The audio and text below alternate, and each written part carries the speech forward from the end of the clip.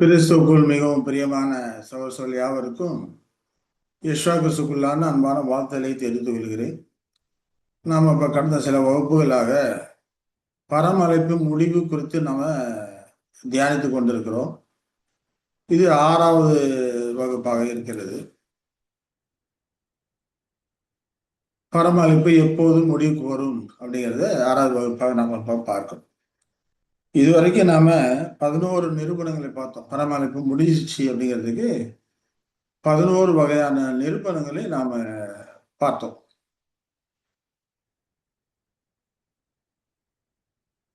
முதலாவது என்ன பார்த்தோம்னா ஒரு கிளான்ஸ் லேசாக ஞாபகப்படுத்திட்டு நம்ம போய்க்கலாம். முதலாவது நிரூபணமாக நம்ம என்ன பார்த்தோம் அப்படின்னா ஏசாயா 66:7 பார்த்தோம். பிரசவ வேதனை படும் முன் பெற்றால், கர்ப்பவேதனை வரும் முன் ஆண் பிள்ளை பெற்றால் அப்படிங்கிறப்போ மகா உபதிரவமாகிய அந்த கர்ப்பவேதனை வருவதற்கு முன்பாக அது ஆண் பிள்ளை ஆகிய அந்த புத்திரி சுவீகத்தை உடைய கிறிஸ்துவ வகுப்பாரை பெற்றிருக்கோம் அப்படின்னு சொல்லி நம்ம இந்த காரியத்தின் மூலமாக நாம் அறிந்து கொண்டோம். மகாபத்திரம் இப்போ 1914 மகாபத்திரம் உலக யுத்தத்தோடு ஆரம்பித்தது அப்படின்னு சொல்லி நம்ம இந்த டீட்டெயில்ஸ் எல்லாம் பார்த்தோம். அப்போ நிச்சயமா அந்த பரிசுத்தவான்களுக்கு ஓட்டம் அதற்குள்ளாகாது முடிந்திருக்க வேண்டும் அப்படிங்கிற காரியங்களை குறித்து நாம பார்த்தோம். இப்போ மகாபத்திரம் 1914 ஆரம்பிச்சிருச்சு அப்படிங்கிறதுக்கான நிரூபணம் பார்த்தா புரஜாதியாரின் காலங்களை குறித்து நாம பார்த்தோம். புரஜாதியாரின் காலங்கள் எசேக்கியா கிரீடத்தை இழந்த அந்த காலத்திலிருந்து 1914 வரைக்கும் இருக்கக்கூடிய காலங்கள் அப்படின்னு சொல்லி பார்த்தோம். அது 7 காலங்களில் 7 டைம்ஸ் 7 காலங்கள் அப்படின்னு சொல்லி பார்த்துருக்கோம். அது மொத்தம் 2520 வருடங்கள். இப்போ 7 காலங்கள் அப்படிங்கிறப்போ 7 வருஷம் 7 × 360 பார்த்தோம். 2520 வருடங்கள் வந்தது அப்படின்னு சொல்லி காரியங்களை பார்த்தோம். இப்போ 2520 வருடங்கள் அப்படிங்கிறப்போ சிதேக்கியா கிரீடத்தை இழந்த எப்போ கிமு 606. இப்போ 2520 வருடங்கள் புரஜாதியார் கொடுக்கப்பட்டிருக்கிறது. அந்த மொத்த 2520 வருடங்கள் 606 கழிச்சோம்னா கிபி 1914 வருது. அப்போ 1914 புரஜாதியாரின் காலங்கள் அங்கே முடிவடைஞ்சிருச்சுன்னு சொல்லி பார்க்கணும். இப்போ புரஜாதியாரின் காலங்கள் முடிவடைஞ்ச உடனே என்ன நடக்கணும்? கைகளால் பெயர்க்கப்படாத கல், தானியேல் தீர்க்கதரிசி தரிசனத்தில் சொல்லப்பட்ட போல கைகளால் பெயர்க்கப்படாத கல் பிறண்டு உருண்டு சிலையை அடிச்சு நொறுக்கி இல்லாமல் பண்ணணும் இல்லைங்களா? கைகளால் பெயர்க்கப்படாத கல் அப்படிங்கிறப்போ இது புது சிருஷ்டியை குறிக்கக்கூடியதாக இருக்குது. மனுஷ பிரயாசத்தினால் உருவாக்காத தேவனால் உருவாக்கப்பட்ட அந்த கல், கைகளால் பெயர்க்கப்படாத அந்த கல் அடிச்சு நொறுக்குன்னு ராஜ்யங்கள் அடிச்சு நொறுக்குது, பிரஜா காலத்தை அடிச்சு நொறுக்குது. இது மகாபத்ரவ காலம் அப்படிங்கிறத நாம் பார்க்கிறோம். இப்போ மகாபத்ரம் வருவதற்கு முன்னமே பிரஜாதி காலம் முடிஞ்ச உடனே அங்கே என்ன வரணும்? கிறிஸ்துவ முற்று பெற்றிருக்கணும் அப்படிங்கிறத நாம் இதன் மூலமாக பிறந்திருக்கணும் அப்படிங்கிறத நம்ம இதன் மூலமாக புரிந்து கொள்ளுகிறோம். சரி, ரெண்டாவது நாம் என்ன பார்த்தோம்னா வெளிப்படுத்தல நம்ம 7ல் 1-3 வரைக்கும் உள்ள வசனங்களை பார்த்தோம்னா இவைகளின் பின்பு பூமியின் 4 திசைகளிலும் 4 தூதுகள் நின்று பூமியின் மேலாவது சமுத்திரத்தின் மேலாவது ஒரு மரத்தின் மேலாவது காற்று அடையாதபடிக்கு பூமி 4 காற்றுகளும் பிடித்திருக்க கண்டு ஜீவனுள்ள தேவனுடைய முத்திரை கோலையுடைய வேறொரு தூதன் சூரியன் உதிக்கும் திசையிலிருந்து ஏறி வர கண்டு அவன் பூமியும் சமுத்திரத்தையும் சேதப்படுத்துவதற்கு அதிகாரம் பெற்ற 4 தூதரை நோக்கி, நாம் நமது தேவனுடைய ஊழியக்காரன் நெற்றிகளில் முத்திரை போட்டு தீரும் பலவும் பூமியையும் சமுத்திரத்தையும் மரங்களையும் சேதப்படுத்தார் என்று மகா சத்தமிட்டு கூப்பிட்டான்னு பார்க்கணும். இப்போ இந்த காரிய பிரகாரம் பார்க்கும்போதோ இந்த வசதி பிரகாரம் பார்க்கும்போது மகாபுத்திரம் ஏற்படுறதுக்கு முன்னாக முத்திரை போட்டு தீரணும். பரிசுத்தவான்கள் நெத்தியில தேவனுடைய ஊழியக்காரர் நெற்றியில முத்திரை போட்டு தீரணும்னு சொல்லி பார்க்கணும். முத்திரை போட்டவர் லக்கத்தை அங்கே சொல்லும் போது 1,44,000 பேர்னு தொடர்ந்து வரக்கூடிய வசனங்களையும் நம்ம படிக்கிறோம். அப்போ 1,44,000 பேரும் இந்த மகாபுத்திரம் ஆரம்பிக்கிறதுக்கு முன்னால என்ன ஆயிருக்கணும்? முத்திரை போட்டு தீர்ந்தாச்சு அப்படிங்கிற நிரூபணத்தை 2வது நிரூபணமாக நாம விளக்கமாக நம்ம கடந்த வகுப்புகளே நாம பார்த்தோம். 3வதா என்ன நிரூபணம் பார்த்தோம்னா அறுவடை காலங்கள், இணையான அறுவடை காலங்கள்ங்கிறப்போ யூதைக்கும் 1845 வருடங்கள், அதே போல சுவிசேஷுக்கும் 1845 வருடங்கள். அறுப்பு யுகத்தின் முடிவுன்னு ஆண்டவரே யெஷுவா சொல்றாரு. அதாவது யுகத்தின் முடிவு அப்படிங்கிறப்போ கிபி 29லேருந்து கிபி 69 வரைக்கும் அந்த அறுவடை காலங்கள் இருந்தது. அதே போல யெஷுவா 2ஆம் வருகை வந்திருக்கும் போது 1874 வந்திருக்கிறாரு. அதுலேருந்து 1914 வரைக்கும் அறுவடை காலங்கள். இப்ப இந்த அறுவடை காலங்கள் முடியும் போது பர்சுவான் அந்த அழைப்பும் புரிஞ்சிருக்க வேண்டும் என்று 3வது நிரூபணமாக இந்த காரியங்களை குறித்து நாம விளக்கமாக பார்த்தோம் இல்லைங்களா?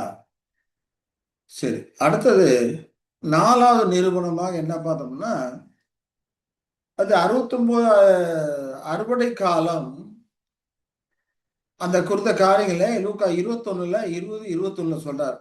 எருசலேம் சேனைகளால் சூழப்பட்டிருப்பதை நீங்கள் காணும்போது அதன் அழிவு சமீபமாயிற்று என்று அறியுங்கள்.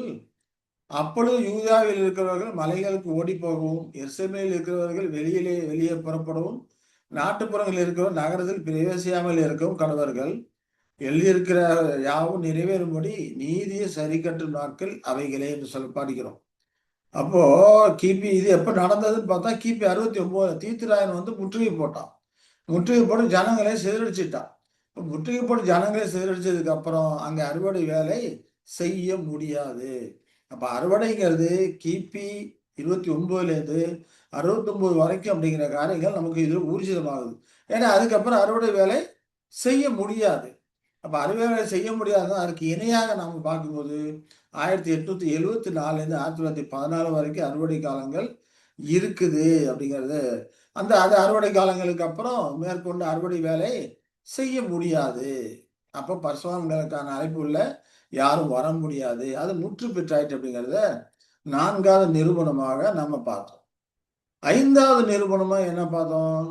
அறுவடை நேரம் சொல்லப்பட்டிருக்கு. வெளிப்படுத்தின 14, 15ல அறுவடை நேரம் சொல்லப்பட்டிருக்கு. பூமியின் பயிர் முதிர்ந்தது, அறுக்கிறதுக்கு காலம் வந்ததுன்னு சொல்லும்போது ஆங்கிலத்தில் டயக்ராம் பைபிள்ல பார்த்தோம்னா அவர்னு போட்டிருக்கோம். காலங்கிறத அவர்னு போட்டிருக்கோம். அப்ப அறுப்பதற்கான நேரம் வந்ததுன்னு சொல்லி படிக்கிறோம்.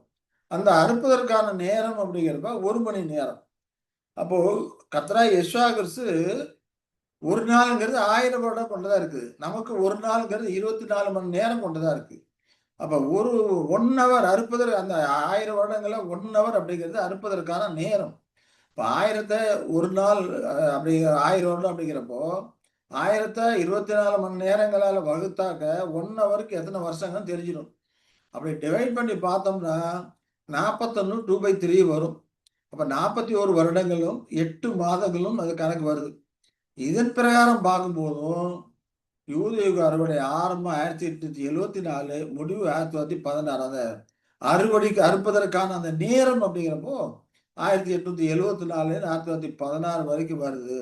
அப்ப இந்த 2 வருஷம் 1914 தானே முடியுது. அப்ப 2 வருஷம் எது வருஷம் சொல்லி பார்த்தோம்னா அந்த விழுகதிர் பொறுக்குதல் கதிர்களை சேர்க்கக்கூடிய ஒரு காரியம் அதற்கப்புறம் வரக்கூடிய இருக்குது அப்படிங்கிறத நம்ம இதன் மூலமாக புரிந்து கொள்ளுகிறோம். சிந்தின கதிர்களை பொறுக்கக்கூடிய காரியம் இருக்கு இல்லையா? ரூத்து போவாஸ் வயல்ல போய் அந்த சிந்தின கதிர்களை தான் பொறுக்கி கொண்டு வந்தாங்க. அது நியாயப்பிரமாணத்தில் சொல்லப்பட்ட ஒரு காரியம் அப்படிங்கிறதெல்லாம் நம்ம ஏற்கனவே பார்த்தோம். இது 5வது நிரூபணமாக அறுவடை நேரம் அப்படிங்கிறத நம்ம பார்த்தோம். 6வது என்ன நிரூபணம் பார்த்தோம்னா சோதனையின் மணி நேரம். அங்க அறுவடையின் மணி நேரம் போட்டிருக்கு, இங்க சோதனையின் மணி நேரம் அப்படிங்கிறப்ப 1 மணி நேரங்கிறப்ப 41 வருஷம் தான்.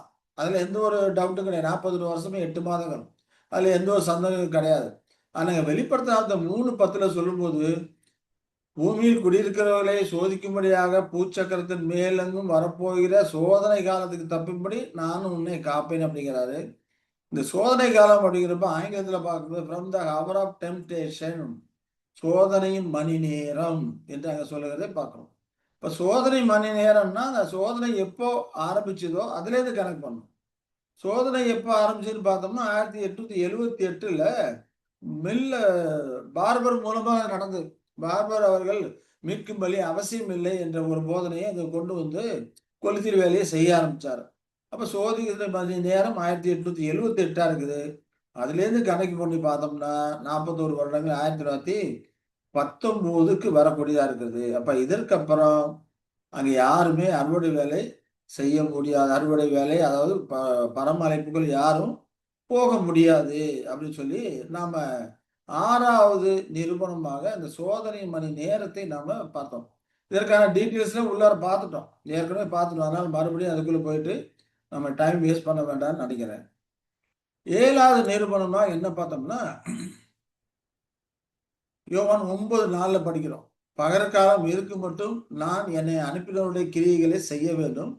ஒருவனும் கிரியை செய்யக்கூடாத ராக்காலம் வருகிறது அப்படிங்கிறத நாம பார்க்கிறோம் இல்லையா? அப்ப அறுவடை காலத்தை பகற்காலம் என்றும், அதற்கப்புறம் வரக்கூடிய சுவிசேஷ யுகத்தை ராக்காலம் என்று இங்க அடையாளப்படுத்தி சொல்றாரு. அங்க ஒருவனும் கிரியை செய்யக்கூடாத ராக்காலம் அப்படின்னா, அறுவடை வேலையை செய்ய முடியாத ராக்காலம்.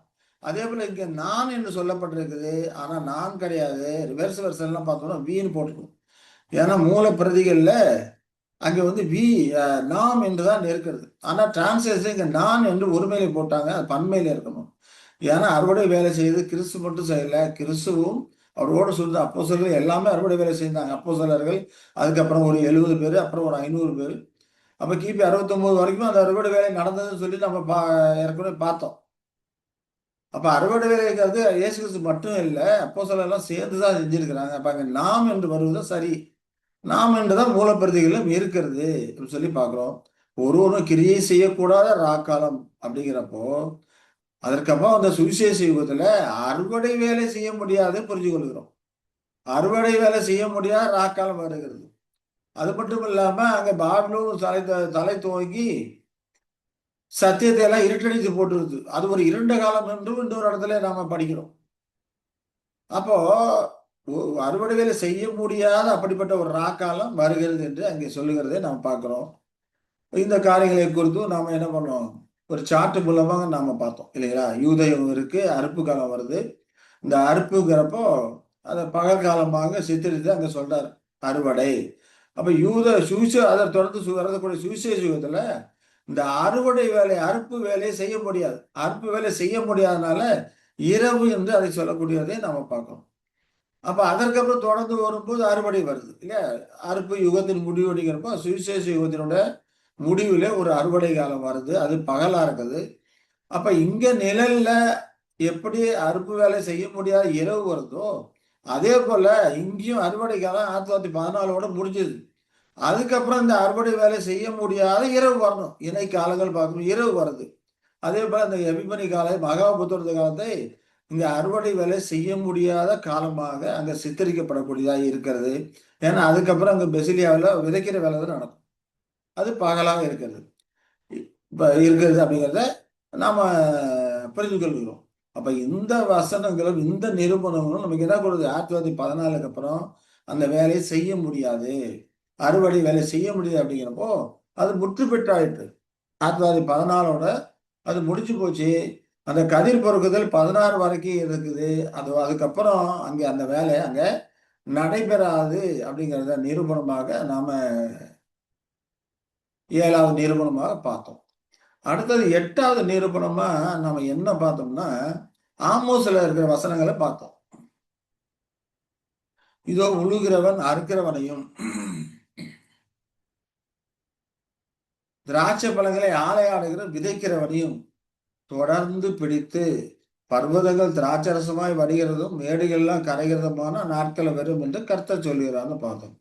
உழுகிறவன் அறுக்கிறவனை தொடர்ந்து பிடிக்கிறான். ஏன்னா அறுத்த பிடிச்சதுக்கு அப்புறம் உழவு வேலை பண்ணணும் இல்லையா?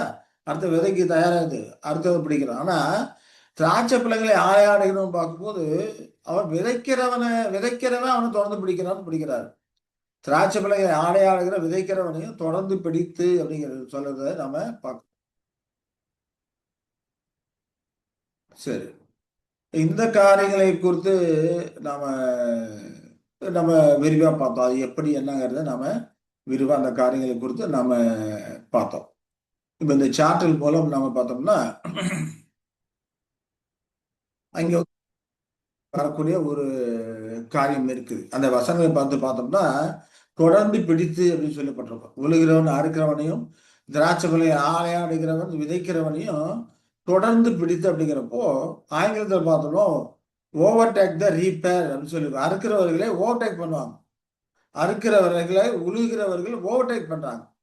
Behold the days come, say the Lord, that the plowman உழுகிறவன் shall overtake the reaper. அறுக்கிறவனை ஓவர்டேக் பண்றான். உழுகிறவன் அறுத்து கொண்டு இருக்கிறவனை ஓவர்டேக் பண்றான்னு சொல்லி அங்க சொல்றதை நாம பார்க்கிறோம். இந்த இந்த எந்த விதமா ஓவர்டேக் பண்றான் அப்படிங்கிறத நாம இது சார்ட் மூலமாக நம்ம கடந்த வாரத்தில் நம்ம கடந்த கிளாஸ்ல பார்த்தோம்.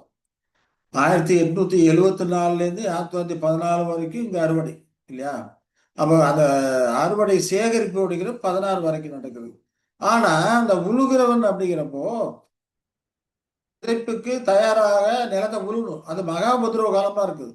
மகாபத்ருவ காலத்திலே மணமக்களுக்கு உபத்திரத்தை கொடுத்து அவர்களை இருதயத்தை பக்குவப்படுத்தி அடுத்த விதைய விதைக்கிறதுக்கு தயார்படுத்தணும். அதுக்கு தான் மகாபத்ரம். இப்ப மகாபத்ர காலத்தை எபிபினி காலம்னு சொல்றோம். உழுவுற காலம்னு நம்ம இங்க ஆமோஸ்ல அங்க சொல்ல சொல்ல இருக்குது.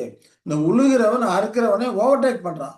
அறுக்கிறவன் 1914லேருந்து 16 வரைக்கும் நடக்குது. அது மட்டும் இல்ல. இதுக்கப்புறம் அறுக்கிற வேலை முடிஞ்சதுக்கு அப்புறம் அந்த கட்டுதல், காய வைத்தல், தூற்றுதல், போராடுதல் இந்த மாதிரி காரியங்கள்லாம் இருக்கு. வேறு ப்ராசஸ் இருக்கு. அந்த காரியங்களும் தொடர்ந்து நடக்கும் இல்லைங்களா? அப்ப உழுகிறவன் இந்த மகாபத்ர காலம் அறுக்கிறவனை ஓவர்டேக் பண்றான் அப்படின்னு சொல்லி அங்க ஆமோஸ் சொல்லும்போது இந்த 16 எல்லாம் ஓவர்டேக் பண்ண அந்த அந்த உழுகுற எங்க 1914 ஆரம்பிக்குது மகாபத்ரம். அப்போ அறுவடை நடைபெற நடைபெற இந்த உழுகுறவன் பின்னாலே கோடு போட்டுக்கிட்டு வர்றான் வயல்ல. அதுதான் இங்க சொல்றாரு ஓவர்டேக் பண்றான் அப்படிங்கிறாரு. இப்ப இதற்கு இணையா பார்க்கும்போது இல்லையா? இதற்கு பார்க்கிறோம். அப்போ இதே போலதான் இங்கேயும் இருக்கு. எங்க இந்த உபத்திரவ காலம் முடியலும் அதுக்கு பிறகு விதைக்கிறவன் வரணும் இல்லையா? அந்த உழுகிறவனை விதைக்க அதாவது திராட்சை பழத்தை ஆலையாடுகிறவன் உழுகிறவன் ஒரு கருத்து சொல்லப்பட்டிருக்கு. அடுத்தது என்னது? அறுக்கிறவனை உழுகிறவன் தொடர்ந்து பிடிப்பான். அடுத்தது திராட்சை பழத்தை ஆலையாடுகிறவன். திராட்சை பழத்தை ஆலையாடுகிறவன் அர்த்தம் பூமி திராட்சை பழங்கள் முது விளைஞ்சு முடிஞ்சிருச்சு, அறுக்கிறதுக்கு நேரம் வந்துருச்சு, அதை அறுத்து ஆலையில போட்டு மிதிக்கன்னு சொல்றதை பார்க்குறோம். அப்ப இங்க ஆலையில் போட்டு மிதிக்கிறது மகாபத்ருவ காலம். இந்த ஆலையில் போட்டு மிதிக்கக்கூடிய இவங்களை விதைக்கிறவன் தொடர்ந்து பிடிப்பான் அப்படிங்கிறாரு. இந்த மகாபத்ருவம் யாக்கோபடி எக்கட்டு காலம் வரைக்கும் போகுது இல்லையா? அதை நம்ம மற்ற தீர்க்க தரிசனங்கள்லாம் பார்த்தோம். இங்க எப்படி கிபி 69ல எருசலேம் சேனைகளால் சூழப்பட்டதோ அதே போல இங்க என்னது இஸ்ரேல் ஜனங்களை உலக நாடுகளை எல்லாம் சூழ்ந்திருக்கும் போது அவர்கள் கை தாழ்ந்து போயிருக்கும். அது போய் அதுக்கப்புறம் தான் அவர்கள் ஆண்டவரை விசுவாசத்தை ஏற்றுக்கொள்வார்கள். அவர் ஏற்றுக்கொண்டதுக்கு அப்புறம் இங்கிருந்து ராஜ்யம் ஸ்தாபிதமாகுதுன்னு பார்க்கிறோம். ஆனா இவர்கள் விசுவாசத்தை ஏற்றுக்கொள்வதற்கு அங்க மூப்பராகிய பாத்திரவாங்க உயிரோட வந்திருக்கணும். ஏன்னா அவர்கள் வர்றது இங்க எங்க இந்த யாக்கோபடி இக்கட்டு காலம் நடக்கும் போதெல்லாம் மூப்பராகிய பாத்திரவாங்க உயிரோடு வந்திருப்பாங்க. அது எவ்வளவு காலம் என்று நமக்கு தெரியாது. ஆனா அவங்க அதுக்கு முன்னமே உயிரோட வந்திருப்பாங்க. அவர்கள் தான் இஸ்ரேல் ஜனங்களே அவர்கள் உயிரோட வரும்போது எப்படி வர்றாங்க? பூர்ணமான மனுஷிகத்திலே வர்றாங்க. அப்போ அப்படிங்கிறதுனால அவர்கள் நடக்கிற காரியங்கள் எல்லாம் எளிதாக அவங்க அறிந்து கொள்வார்கள். கிறிஸ்துவ குறித்த காரியங்களை அறிந்து கொள்வார்கள். ஏன்னா யோவேல படிக்கிறோம், உங்கள் மூப்பர் சொப்பனங்களையும் வாலிபர் தரிசனங்களையும் காண்பார்கள் சொல்லப்பட்ட பிரகாரம் அவர்களுக்கு சத்திய காரியங்களை குறித்து கிறிஸ்துவ குறித்த காரியங்களை எல்லாம் வெளிப்படுத்தப்பட்டு அவர்கள் தான் யூத ஜனங்களுக்கு கிறிஸ்துவ குறித்த காரியங்கள் அறிவிக்கக்கூடியவர்களா இருக்கிறாங்க. மனமாற்றம் செய்யக்கூடியவர்களா இருக்கிறாங்க. இப்படி மனம் மாற்றும் போதுதான் இந்த யாக்கோபடி இக்கட்டு காலத்துல பாவ அறிக்கை செய்து ஒரு தன் தலைச்சை பிள்ளைக்கு அழுகிறது போல அழுது மன கசந்து அழுது தேவனை நோக்கி மன்றாடுவாங்க. அப்ப தேவன் அவர்களுக்கு இக்கட்டிலிருந்து அவர்களுக்கு விடுதலை கொடுக்கிறார் அப்படிங்கிற காரியங்கள்லாம் ஏற்கனவே அந்த காரியங்களை எல்லாம் நம்ம படிச்சிருக்கோம். இங்க நம்ம பார்க்க வர்றது என்னன்னா மகா உபதிரவ காலம் யாக்கோப இக்கட்டு காலத்தோடு முடியுது. அதே போல பெசிலியானா உயிர்த்தெழுதல் பூலோகத்துக்கான உயிர்த்தெழுதல் ஆரம்பிச்சுன்னா பெசிலியா ஆரம்பிச்சிச்சுன்னு அர்த்தம்.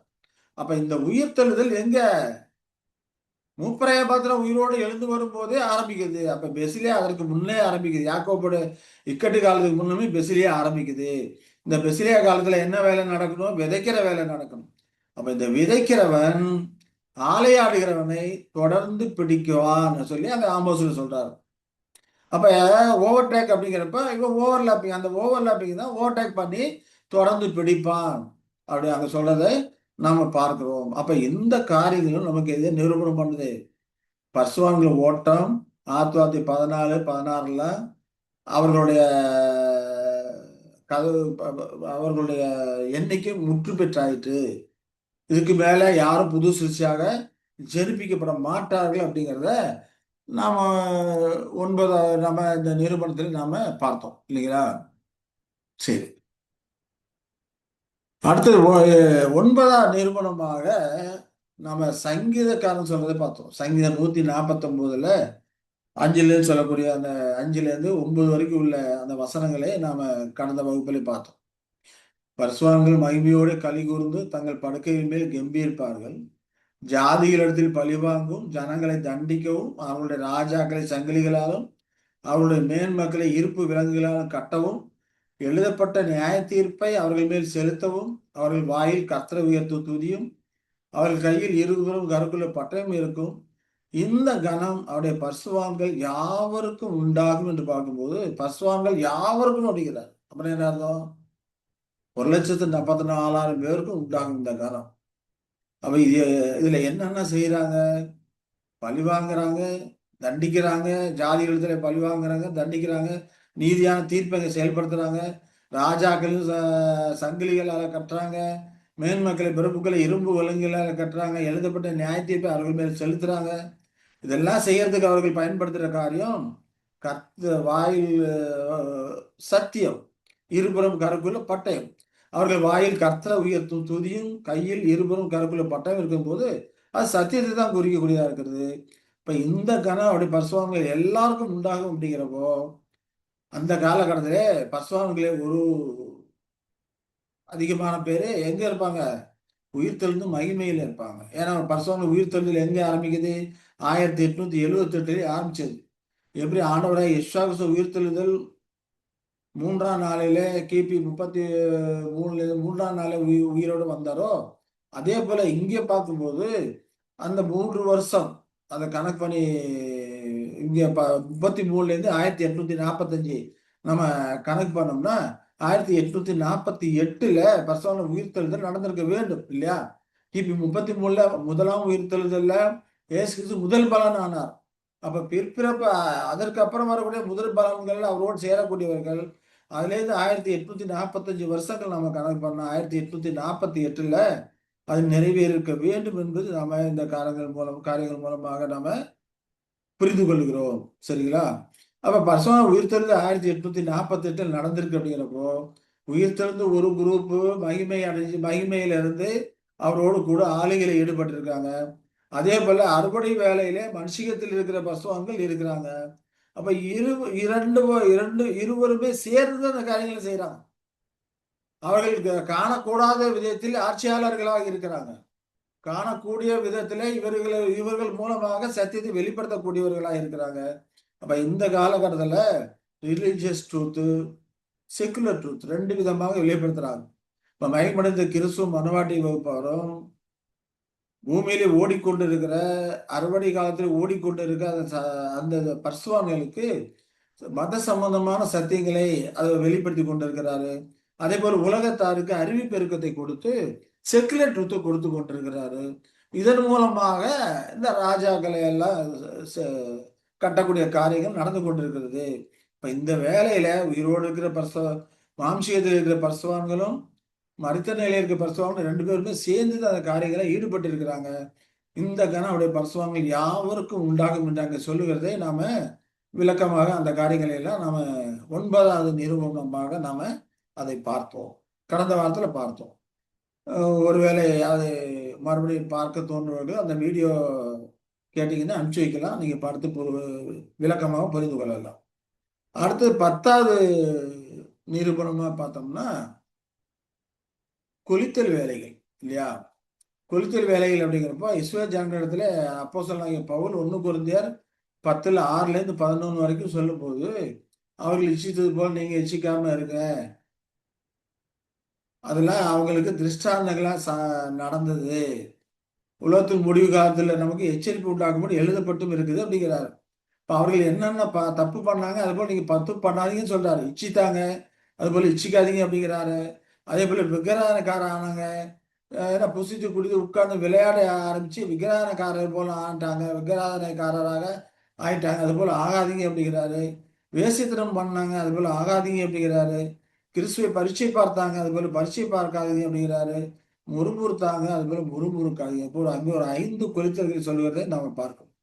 அது அவர்களை வழிநடத்தி கொண்டு கிறிஸ்துவானுடைய ஆ அங்கே தேவன் அவர்களை வழிநடத்தி கொண்டு வரும்போது அவர்களுக்கு நடந்த அந்த காரியங்களை பார்ப்போம். அதே போல காலத்துல பரிசுத்தவான்களை வழிநடத்தி கொண்டு வரும்போது இந்த விதமான 5 கொலித்தல்களும் அடிஷனலா 6வதா வரக்கூடிய புரட்சியும் அதெல்லாம் வந்தது அப்படிங்கிறத நாம கடந்த வாரத்தில் நாம இந்த காரியங்களை குறித்தெல்லாம் பார்த்தோம். இப்ப அந்த 5 கொலித்தல்கள் எப்போ ஆரம்பிச்சது அப்படின்னா 1878ல அந்த காரியம் ஆரம்பிச்சது.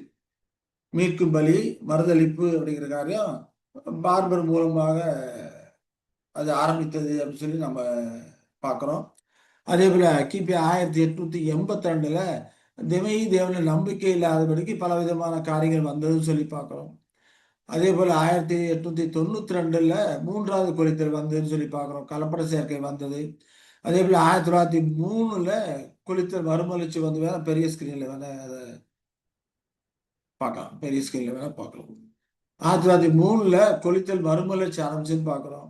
அதே போல 1908ல முரண்பாடுகள் அங்க ஆரம்பிச்சது. இந்த காரியங்கள்லாம் விளக்கமா நம்ம கடந்த வகுப்புலயே பார்த்துட்டோம். அடுத்தது 6வது அந்த கொலித்தல் என்னன்னு பார்த்தோம். 1917ல பாஸ்டர் ரசல் மரித்ததுக்கு அப்புறம் வந்த புரட்சி அப்படின்னு சொல்லி பார்க்கிறோம். அதுல தான் பல வகையா பிரிந்தாங்க. ருதர்போர்டு வந்து அந்த வாட்ச் அவர் சொசைட்டிய கைப்பற்றி கொண்டு அவரை பிரிஞ்சு போய் அவர் தான் ஜெகோவா விட்னஸ்ன்னு சொல்லி நடத்தி கொண்டு இருக்கிறாரு. அதே போல பைபிள் ஸ்டூடெண்ட் சொல்லி ஒரு குரூப் பிரிஞ்சு போனுச்சு. டான்ஸ் சொசைட்டின்னு சொல்லி ஒரு குரூப் பிரிஞ்சு போய் இப்போ இது போல எல்லாம் புரட்சி பண்ணிட்டு அதுலேருந்து பிரிஞ்சு போனாங்க அப்படின்னு சொல்லி நாம இந்த காரியங்கள் எல்லாம் நாம பார்த்தோம். இப்ப இதெல்லாம் என்னது நமக்கு அறிவுறுத்தக்கூடியதா இருக்குது நமக்கு இந்த விஷயங்கள்லாம் அப்படி பார்த்தோம்னா அந்த அறுவடை காலத்தோட பரமழைப்புக்கான புது சிருஷ்டியான ஜெனிப்பித்தலுக்கான அந்த காரியம் முற்று பெற்றது. ஏன்னா அங்க நடந்தது பேரு கொளுத்தல் வேலைகள்லாம் இங்கே நடந்தது. அப்ப 1916ஓட அந்த வேலையை முடிஞ்சு போச்சு. ஏன்னா 14 புரட்சியோட முடிஞ்சு போச்சு அப்படிங்கிறோம். 1916ஓட இந்த 5 கொளுத்தல்களும் நிறைவு பெற்றாயிற்று அப்படிங்கிறத நாம இதன் மூலமாக புரிந்து கொண்டோம். சரிங்களா? இது வந்து 10வது நிரூபணமாக கடந்த வாரத்திலே நாம இதை குறித்த காரியங்களை நாம பார்த்தோம். 11வது நாம என்ன பார்த்தோம்னா 6 வெட்டுகிற புருஷர்கள் இல்லையா? அதை குறித்து எசேக்கியேல் 9ல 2ல சொல்லும்போது இதோ 6 புருஷர் வெட்டுகிற ஆயுதங்களை தங்கள் கையில் பிடித்துக்கொண்டு வடக்கே பார்த்த உயர்ந்த வாசலின் வழியிலிருந்து வந்தார்கள். அவர்களில் சணல் நூல் அங்கி தரித்து தன் அறையில் கணக்குடன் மைக்கூட்ட வைத்திருக்க ஒருவன் இருந்தான். அவர்கள் உள்ளே பிரவேசித்து வெண்கல பலிபீட தண்டையிலே நின்றார்கள். இதுல மைக்கூடு கணக்கன் அப்படிங்கிறது பாஸ்டர் ரசல் அவர்களை குறிக்கக்கூடியதா இருக்குது அப்படிங்கிற காரியங்கள் எல்லாம் நம்ம கடந்த வாரத்திலே நாம பார்த்தோம். அப்போ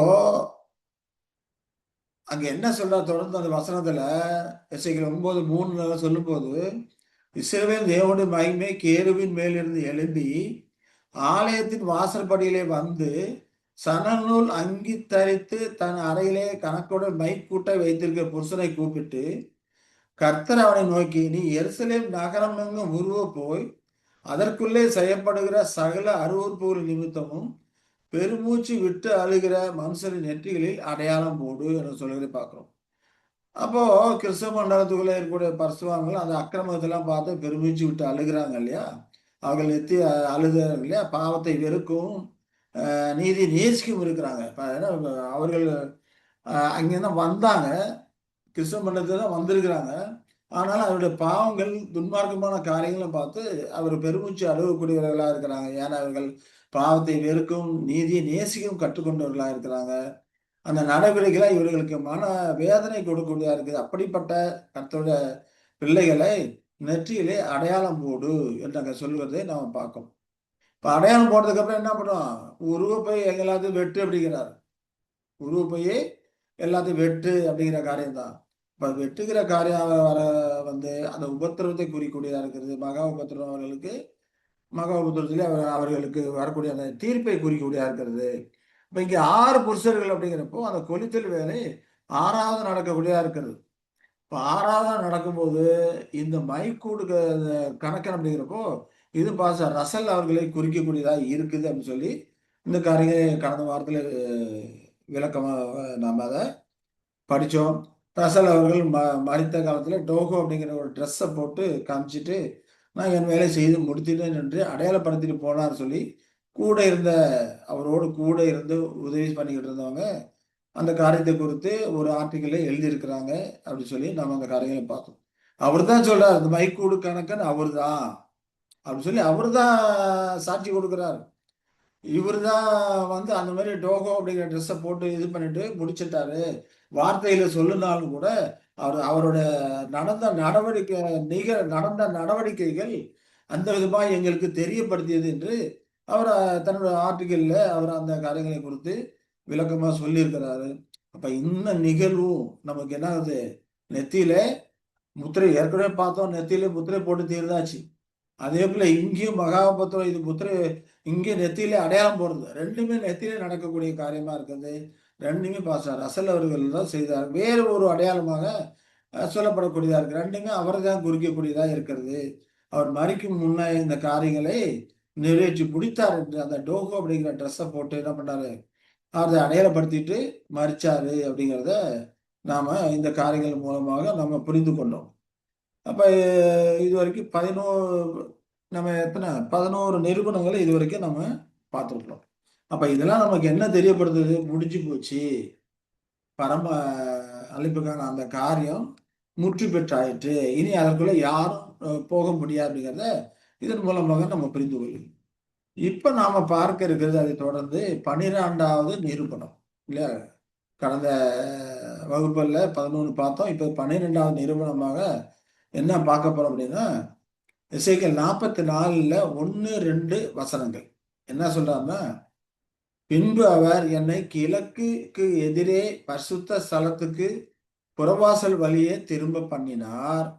அது பூட்டப்பட்டிருந்தது. பரிசுத்த ஸ்தலத்துக்கு புறவாசல் வழியே திரும்ப பண்ணினார், அது பூட்டப்பட்டிருந்தது சொல்லப்படுகிறது. அப்பொழுது கர்த்தர் என்னை நோக்கி, இந்த வாசல் திறக்கப்படாமல் பூட்டப்பட்டிருக்கும், ஒருவரும் இதற்குள் பிரவேசிப்பதில்லை. இஸ்ரவேல் தேவனாய கர்த்தர் இதற்குள் பிரவேசித்தார், ஆகையால் இது பூட்டப்பட்டிருக்க வேண்டும் என்று சொல்லுவதை பார்க்கிறோம். புறவாசல் வழியே திரும்ப பண்ணினார் புறவாசல் வழியே திரும்ப பண்ணினார் சொல்லப்பட்டிருக்கு. பரிசுத்த ஸ்தலத்துக்கு புறவாசல் வழியே திரும்ப பண்ணினார், அது பூட்டப்பட்டிருந்தது. அப்ப இங்க பரிசுத்த ஸ்தலம் அப்படிங்கிறப்ப இதுதான் பரிசுத்த ஸ்தலம். இந்த ஸ்தலத்துக்கு போகக்கூடிய இந்த 1ஆம் திரை வாசல் பூட்டப்பட்டிருந்தது என்று அங்க சொல்லுகிறதை நம்ம பார்க்கிறோம். இப்ப அந்த காலகட்டத்தில் ரசலுக்கு இந்த நியாயமாகுதலை குறித்த காரியங்கள் அவருக்கு விளங்க ஆரம்பிச்சது. இப்ப நியாயமாகுதல் அப்படிங்கிறப்போ இது எப்படி அப்படின்னு சொல்லி பார்த்தோம்னா, ஒருவன் ஆண்டவரை யெகோவாவை ஏற்றுக்கொண்டு அவருடைய நமக்காக மரித்தார், அவருடைய பலி என்னுடைய பாவங்களுக்காக மரித்தார் என்று அவன் விசுவாசிக்கும் போது இந்த வாசல் வழியாக உள்ளே வர்றான். வாசல் வழியாக உள்ளே வந்த அவன் உள்ளே வர்றான்.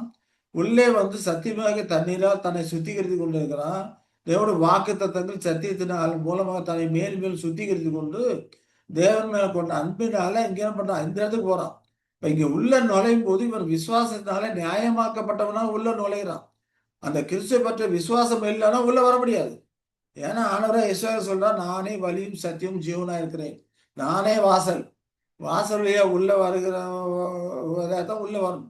புறவாசல் வழியா வரணும்னு நினைச்சா அவன் திருடன் கொள்ளைக்காரன் ஆயிருப்பான் அப்படிங்கிறாரு. அப்ப இந்த வாசல் வழியா உள்ள வரும்போது இயேசுவை ஏற்றுக்கொள்ளும் போது விசுவாசனால் நியாயமாக்கப்பட்டவனா இருக்கிறான்.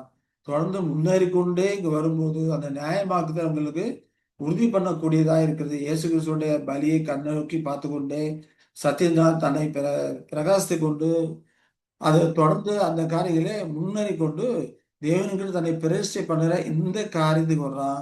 இந்த 1ஆம் திரை பிரதிஷ்டை அடையாளப்படுத்தக்கூடியதா இருக்கு. இந்த பிரதிஷ்டை பண்ணதுக்கு அப்புறம் தான் உள்ள போறான்.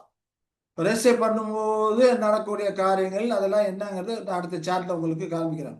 இதுல சுருக்கமா பார்க்கும், பிரதிஷ்டை பண்ணி உள்ள போகும்போது அங்க புது சிருஷ்டி தான் உள்ள இருந்து சமூக தப்பங்களை சாப்பிடுறது, குத்துவிளக்கு வெளிச்சது நடக்கிறது, இந்த காரியம் நடக்கக்கூடியதா இருக்குது. இங்க தனது ஓட்டத்தை ஓடி மறிக்கும் போது 2ஆம் திரைக்கு அப்புறம் மகிமைக்கு போகுது. இந்த காரியம் எல்லாம் ரசலுக்கு விளங்க ஆரம்பிக்குது. இந்த நியாயமாகுதலுக்கான விளங்க ஆரம்பிக்குது.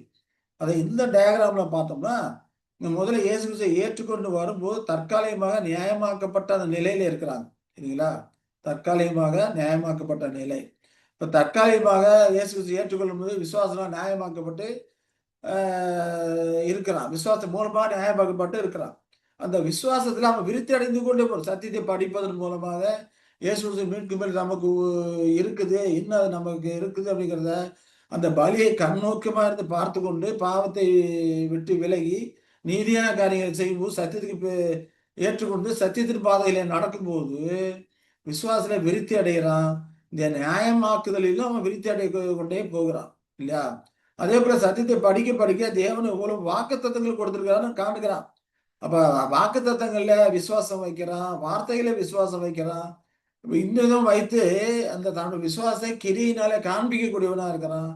இப்படி விசுவாசத்துல விருத்தி அடைகிறான், நியாயமாகல விருத்தி அடைகிறான், வாக்குத்தத்தங்களை விசுவாசம் வைக்கிறது மூலம் கிரியைகளை முன்னேறி கொண்டே போகிறான். இப்படி முன்னேறி கொண்டே போகும்போது முதலாம் திரைக்கிட்ட வர்றான். முதலாம் திரைக்கிட்ட வரும்போது ரெக்கண்ட் ஜஸ்டிபிகேஷன் நியாயமாக்கப்பட்டவனா கருதப்பட்ட நிலையிலே அவன் அங்க இருக்கிறான் அப்படிங்கிறத பார்க்கிறோம். அப்ப பிரசை பண்றதுக்கு தன்னை தயாராக முதல் வாசல் அண்டையிலே முதலாம் திரையின் அண்டையில வந்து நிக்கிறான். அப்ப பிரசை பண்றதுக்கும் நியாயமாக்கப்படுதல் சாட்டப்படுறதுக்கும் ஆயத்தமான ஒரு நிலையாக இது இருக்கிறது.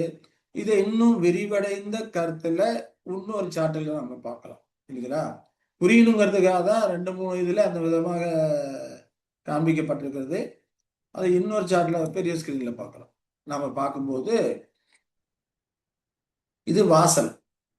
விசுவாசல தற்காலிகமாக நியாயமாக்கப்பட்டு பிரகாரத்துக்கு உள்ள பிரவேசிக்கிறான்.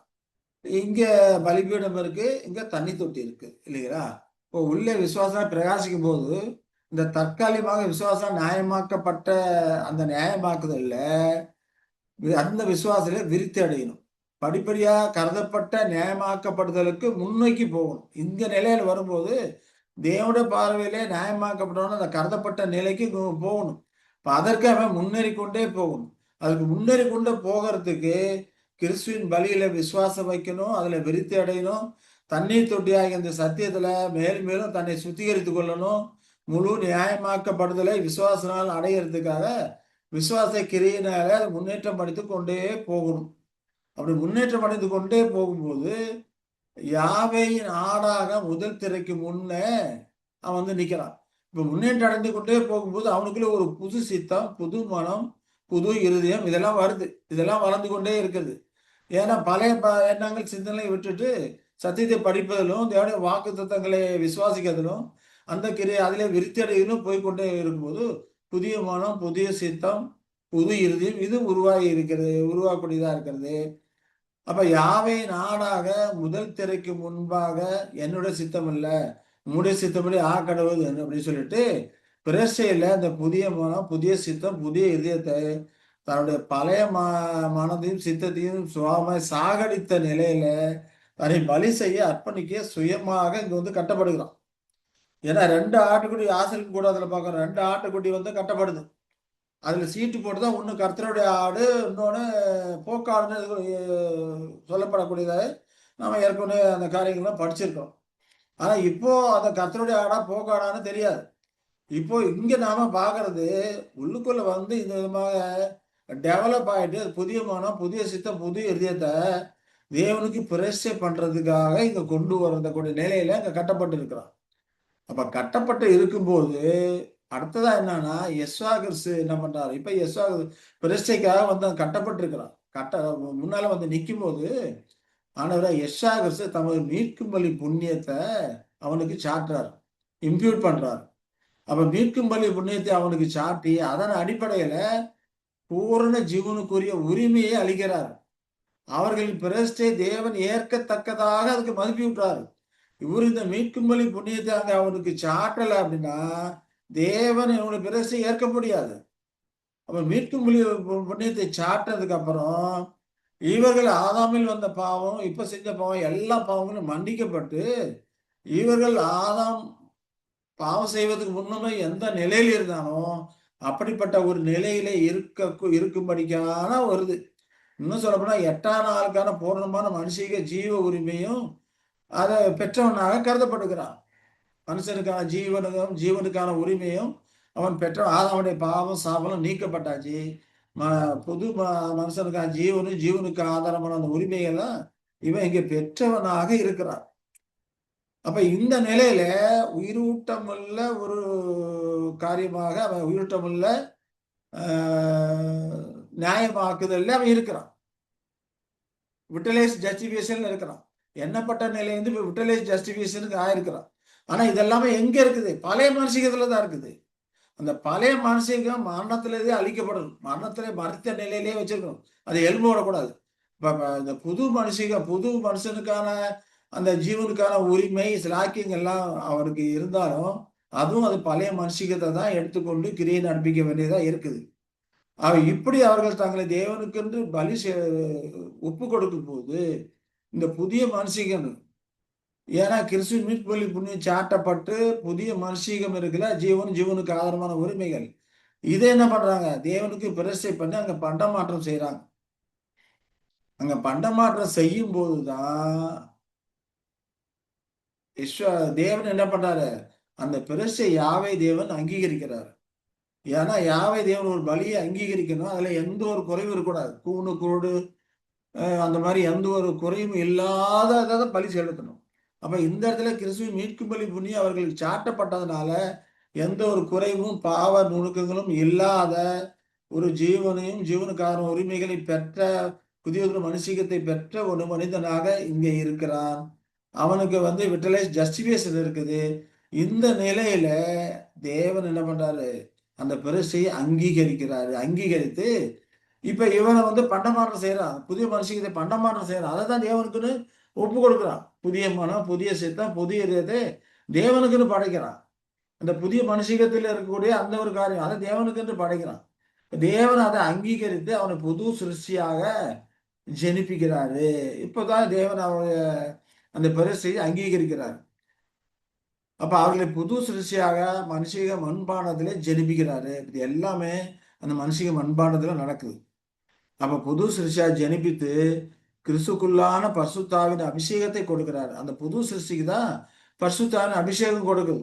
பெந்தகோஸ்து அபிஷேகம் பண்ணப்பட்டாங்க, பரிசுத்தாவி இறங்கிருச்சுன்னு படிக்கிறோம்.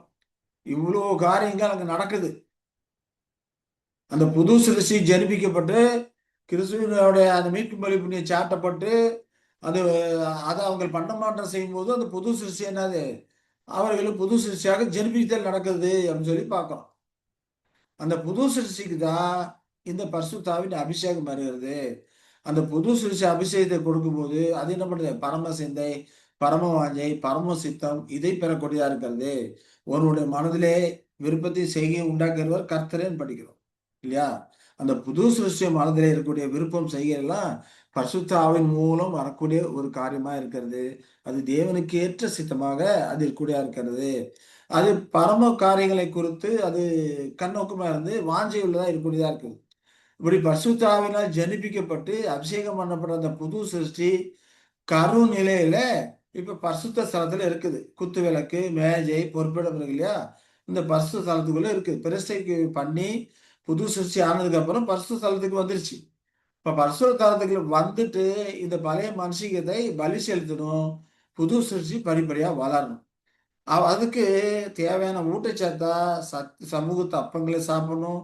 குத்து விளக்கு வெளிச்சத்தில் நடக்கணும். தங்களை அதுக்கு தேவனுடைய சித்தத்துக்கு கீழ்ப்படிந்து கொண்டே போகணும். இந்த கீழ்ப்படுதலின் பலியை தான் சுகந்த வாசனையாக வளர்ச்சி அடைந்து கொண்டே புது சிருஷ்டி வளருது. இந்த கீழ்ப்படுத்தின் பலி தான் தேவனுக்கு சுகந்த வாசனையாக பொறுப்பிடத்துல படைக்கக்கூடியவர்களா இருக்கிறாங்க. பலி செலுத்த தேவனுக்கு சுகந்த வாசனையா இருக்கிறது. அதனால்தான் சங்கீதம் 116 நினைக்கிறேன் சொல்லும் போது பரிசுத்தவானுடைய மரணம் அவருடைய பார்வைக்கு அருமையானது என்று சொல்லுகிறதை நம்ம பார்க்கிறோம். இது தேவனுக்கு சுகந்த வாசனையாக அது இருக்கிறது. இப்படி முற்றுமுடிய மரண பரியந்தம் நம்ம பலி செலுத்ததுக்கு அப்புறம் 2ஆம் திரைக்கு அப்பால உயிர்த்தெழுதல்ல அந்த புது சிருஷ்டிக்கு புதிய சரீரம் தெய்வீக சுபாவத்துக்கு அந்த புது சரீரம் கொடுக்கப்பட்ட டிவைன் நேச்சர் உள்ள அந்த ஆவிக்குரிய சரீரம் அதுக்கு கொடுக்கப்படக்கூடியதா இருக்கிறது.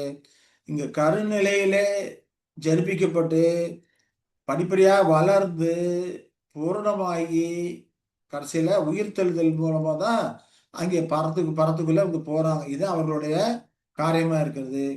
இந்த காரியங்கள் எல்லாம் இப்ப எதுக்காக படிக்கிறோம்? இந்த காரியங்கள் எல்லாம் இதெல்லாமே பாஸ்டர் ரசல் அவர்களுக்கு தெரிய வர ஆரம்பிக்குது. இப்ப இந்த காரியம் எல்லாம் இது என்ன சொல்றாரு? பரிசுத்த ஸ்தலத்துக்கு புறவாசல் வழியே திரும்ப பண்ணினா அது பூட்டப்பட்டது பார்க்கும். அந்த வாசல் திறக்கப்படாமல் பூட்டப்பட்டிருக்கும் சொல்லி பார்க்கும். எந்த வாசல் திறக்கப்படாமல் பூட்டப்பட்டு இருக்குது? இந்த வாசல் திறக்கப்படாமல் பூட்டப்பட்டிருக்கு. ஏன்னா கர்த்தராகி ஆண்டவர் இதுக்குள்ளே பிரவேசிட்டார். எல்லாம் முடிஞ்சு போச்சு. ஏசுவாசு 144 போட்டு போட்டு முடிஞ்சு போச்சு, பூட்டப்பட்டிருக்கும். அதனால அது திறக்கப்படாது இருக்கும் அப்படிங்கிறது தான் இந்த காரியங்கள் மூலமாக நாம் தெரிந்து கொள்கிறோம் இல்லைங்களா? எசேக்கியேல் 40ல 6வது வசனம் என்ன சொல்றான்னு பார்த்தோம்னா, கிழக்கு முக வாசலுக்கு வந்து அதன் படிகளின் மேல் ஏறி வாசல்படியே ஒரு கோல் அகலமாகவும் மறுவாசல்படி ஒரு கோல் அகலமாகவும் அளந்தார் சொல்ல படிக்கிறோம். எசேக்கியேல் 42:15 படிக்கும்போது அவர் உள் வீட்டை அளந்து தீர்ந்த பின்பு கீழ்த்திசைக்கு எதிரான வாசல் வழியாக என்னை வெளியே அழைத்து கொண்டு போய் அதை சுற்றிலும் அளந்தார். எசேக்கியேல் 43:1 படிக்கும்போது அவர் என்னை கீழ்த்திசைக்கு எதிர் வாசலாகிய வாசலுக்கு அழைத்து கொண்டு போனார். இங்கே அழைத்து கொண்டு போறது, அளக்கிறது, இந்த காரியங்கள் எல்லாம் நியாயமாகுதலை குறித்த சத்திய காரியங்கள். அப்ப அவருக்கு பாஸ்டர் ரசல் அவருக்கு இந்த காரியங்கள் எல்லாம் அந்த கடைசி காலகட்டத்தில் 1914 அந்த 16 அந்த காலகட்டத்திலே அவர்களுக்கு விளங்கக்கூடியதாக இருக்குது அப்படிங்கிறத நம்ம பார்க்கிறோம். வெளிப்புற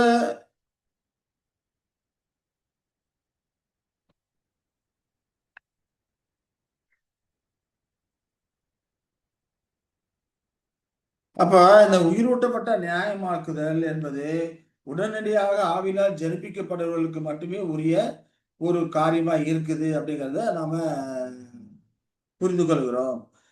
அப்ப எசேக்கியேல்ல சொல்லப்பட்ட பிரகாரம் இந்த தாசன் அளவுகோல் வைத்திருக்க மனுஷன் அவரும் ரசல் அவர் தான் அளவுகோல் வைத்திருப்பார். அவர் தான் அளக்கிறார்.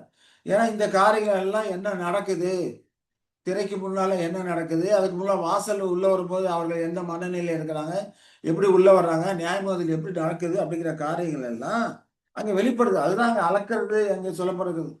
உண்மையான அந்த நியாயமாகுதல், சபையில் உயிரூட்டப்பட்ட நியாயமாகுதல், இதெல்லாம் ஆவில பிறப்பதற்கு நுழைவாயில இந்த காரியங்கள் எல்லாம் அந்த காலகட்டத்திலே அவர் ஆராய்ந்து அதை வெளிப்படுத்தினாரு அப்படிங்கிறத நாம பார்க்கிறோம். அதுதான் இந்த அளக்கக்கூடிய காரியமா இருக்குது. அப்ப இங்க எசேக்கியேல் 44ல சொல்லும்போது இந்த வாசல் திறக்கப்படாமல் பூட்டப்பட்டிருக்கும், ஒருவரும் இதற்குள் பிரவேசிப்பதில்லை அப்படிங்கிறார். எசேக்கியேல் 42:2 திறக்கப்படாத பூட்டப்பட்டிருக்கும், ஒருவர் இதுல பிரவேசிக்கவில்லை. ஏன்னா இஸ்ரவேல் தேவனாய கர்த்தர் இதற்குள் பிரவேசித்தார். ஆகையால் இது பூட்டப்பட்டிருக்க வேண்டும் என்று சொல்லுகிறது நாம பார்க்கிறோம். அப்போ இந்த காரியம் வாசல் வழியா உள்ள போற தற்காலிகமாக நியாயமாகுதல் இருந்தும் உயிர்த்தப்பட்ட அந்த நியாயமாகுதலுக்கு உள்ள வித்தியாசம் தெளிவாக வேறுபடுகிறது அப்படிங்கிறத அவர் விளக்கி சொல்லி இருக்கிறார். இப்ப இந்த விஷயத்தெல்லாம் அவர் கடைசியா எடுத்துரைத்த காலம் என்னன்னு பார்த்தோம்னா 1916 தான். அந்த 1916 ஆரம்பத்துல இருந்து அவர் இறக்கிறதுக்கு முன்பு வரைக்கும் இந்த காரியங்களை குறித்தெல்லாம் அவர் விளக்கமாக சொல்லியிருக்கிறாரு. அப்ப இது மூடப்பட்டது அப்படிங்கிற வார்த்தைகள் மூலம் வேறு ஒரு முக்கியமான காரியத்தை நம்ம எடுத்துக்கொண்டு காட்டுறார். அந்த உயிரூட்டப்பட்ட நியாயமாதலின் முடிவு பரமளிப்புக்கான ஆவியால் ஜனிக்கப்படுவதால் அதோட முடிஞ்சு போயிடுச்சு. அந்த அறுவடை காலம் அதான் 1916 காரியங்கள்லாம் முடிஞ்சு போயிடுச்சு. அப்ப 1916ஆம் ஆண்டு ஆரம்பிப்புக்கு முன்னுமே பரமளிப்பின் நுழைவாய் எல்லாம் நிரந்தரமாக அது மூடப்பட்டாயிற்று அப்படிங்கிறத இது நமக்கு வெளிப்படுத்தக்கூடியதாக இருக்குது அப்படிங்கிறத நாம புரிந்து கொள்கிறோம். சரி, ஏற்கனவே பார்த்தபடி இந்த காரியங்கள் எல்லாம் ஒளியின் பிள்ளைகள்ல கர்த்தருடைய பிள்ளையா இருக்க ஒளியின் பிள்ளைகளை இருளிலே அவர் விட மாட்டார். அவர் ரகசியங்களை வெளிப்படுத்துவார். எப்படி தானியேலுக்கு சொன்னார் இல்லையா, நீ இந்த மறைபொருளை வெளிப்படுத்தினபடியால் மெய்யான தேவன் மெய்யா இத உங்கள் தேவனே தேவர்களுக்கெல்லாம் தேவனும் ராஜாக்களுக்கெல்லாம் ராஜாக்களுக்கு ஆண்டவரும் மறைபொருள்களை வெளிப்படுத்துவதுமாய் இருக்கிறார் என்றான்னு சொல்லப்பட்டிருக்கு இல்லையா. இப்ப ராஜாவோட மறைபொருளா இந்த காரியங்கள்லாம் தானியேலுக்கு வெளிப்படுத்தினார். அதே போல மறைபொருளான காரியங்கள் எல்லாம் அந்தந்த காலத்துக்கு ஏற்ற விதமாக தம்முடைய தாசர்களை வெளிப்படுத்தாம இருக்க மாட்டாரு. அதே போல நான் உனக்கு போதிப்பேன், நீ நடக்கவே, நீ வெளியே உனக்கு காட்டுவேன் அப்படிங்கிறார். காலத்துக்கேற்ற சத்தியத்தையும் ஆலோசனைகளையும் தேவன் கொடுத்து கொண்டே வருவாரு. எசாயா சொல்லும்போது கூட 54:13 சொல்லும்போது கூட, உன் பிள்ளைகள் எல்லாரும் கர்த்தரால் போதிக்கப்பட்டிருப்பார்கள், உன் பிள்ளைகளோட சமாதானம் பெரிதா இருக்கும். ஏற்ற காலத்துக்கு ஒரு சத்தியத்தை கொடுத்து தேவன் அந்த காரியங்கள் வெளிப்படுத்துகிறாரு. அதே போல இந்த நியாயமான காரியங்கள் கொடுத்திருக்கிறார். அப்ப கதவு பூட்டப்பட்டதுக்கு அப்புறம் புது சிருஷ்டியா யாரும் அதுக்குள்ளே உள்ளே போக முடியாது அப்படிங்கிறத நாம இதன் மூலமா புரிந்து கொள்ளக்கூடிய ஒரு காரியமா இருக்கு. ஏன்னா இஸ்ரவேல் தேவனாய கர்த்தர் அதற்குள் பிரவேசித்தார் அப்படிங்கிறப்போ, அப்ப இந்த பரம அழைப்பின் வாசல் 1916 ஆரம்பிக்கிறதுக்கு முன்னாடி மூடப்பட்டாச்சு அப்படிங்கிறத அவர் விளக்குகிறாரு. இந்த வாசல் மூடப்பட்டிருக்குது, திறக்கப்படாது. சிலர் அதை திறந்து வைக்கிறதுக்கு இந்த காலகட்டத்துல முயற்சி இப்ப 2026 வந்துருச்சு. இந்த காலகட்டத்தில் சிலர் அதை திறந்து வைக்கிறதுக்கு முயற்சி பண்ணாங்க. முயற்சி பண்றாங்க, அது முடியாது, திறக்கப்படாது. யாரும் அதன் மூலம் உள்ளே செல்ல மாட்டாங்க. ஏன்னா கர்த்தராகிய இஸ்ரவேல் தேவன் தலையும் சரீரமுமாகிய அந்த கிறிஸ்து அது முற்று பெற்றாவிட்டது. உள்ள போயிட்டாங்க. ஆகையால அது இனி மூடப்பட்டு தான் இருக்கும் அப்படிங்கிறத நம்ம இந்த காரியங்கள் மூலமாக புரிந்து கொள்கிறோம். அப்ப இந்த வசனமும் நமக்கு பரம அழைப்பு முடிஞ்சு போயிடுச்சு, இனி அதற்குள்ள யாரும் போக முடியாது அப்படிங்கிறத நமக்கு ஊர்ஜிதம் படுத்தக்கூடிய ஒரு 10வது நிரூபணமாக படுத்தக்கூடிய 12வது நிரூபணமாக அது இருக்கிறது அப்படிங்கிறத நம்ம புரிந்து கொள்கிறோம். சரி, இப்ப 13வது நிரூபணமாக என்ன பார்க்கலாம் அப்படின்னா, வெளிப்படுத்தினாக 6:9 நம்ம படிக்கிறோம். வெளிப்படுத்தினாக 6:9 அவர் 5ஆம் முத்திரையை உடைத்த போது தேவ வசனத்தின் நிமித்தமும் தாங்கள் கொடுத்த சாட்சியின் நிமித்தமும் கொல்லப்பட்டவுள்ள ஆத்மாக்களை பலிபீடத்தில் கண்டேன் என்று அங்க சொல்லுகிறதை நாம பார்க்கிறோம் இல்லையா? பலிபீடத்தில் கண்டேன் அப்படிங்கிறார். வெளிப்படுத்தின 6:9 இல்ல 5ஆம் முத்திரை. 5ஆம் முத்திரைன்னு என்ன அர்த்தம்? சபையின் காலகட்டத்தில் ஒவ்வொரு காலகட்டத்திலும் முத்திரைகள் உடைக்கப்பட்டு அவர்களுக்கு சத்தியம் வெளிப்படுத்தப்பட்டது இல்லையா? இப்ப 5ஆம் முத்திரை எந்த காலகட்டம்? 1, 2, 3, 4, 5 சர்தை சபையின் காலகட்டம். அப்ப இந்த சர்தை சபையின் காலகட்டம் 1309 1479 வரைக்கும் இருக்கக்கூடிய காரியமா இருக்கு. அப்ப இந்த சர்தை சபை காலகட்டத்துல தான் இந்த 5ஆம் முத்திரை உடைக்கப்படுகிறது அப்படின்னு சொல்லி பார்க்கிறோம். 5ஆம் முத்திரை உடைக்கப்பட்டு அவங்க என்ன கேட்கிறாங்க அப்படின்னு சொல்லி பார்த்தோம்னா, பூமி மேல குடியிருக்கிற இடத்துல எங்கள் ரத்தத்தை குறித்து எது வரைக்கும் நியாய தீர்ப்பு செய்யாமல் பழிவாங்காமல் இருப்பீங்க அப்படின்னு சொல்லி கேட்கிறாங்க. அங்கே பரிசுவான்கள் மரித்த பரிசுநிலையில் இருக்க பரிசுவான்கள் கேட்கிறார் போல இங்க இருக்குது. அவர்களுக்கு வெள்ளை அங்கியல் கொடுக்கப்பட்டது சொல்லப்படுது.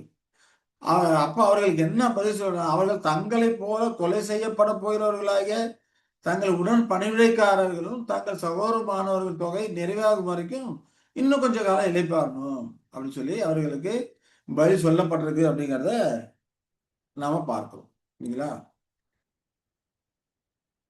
எரேமியா 8:20 சொல்றாரு.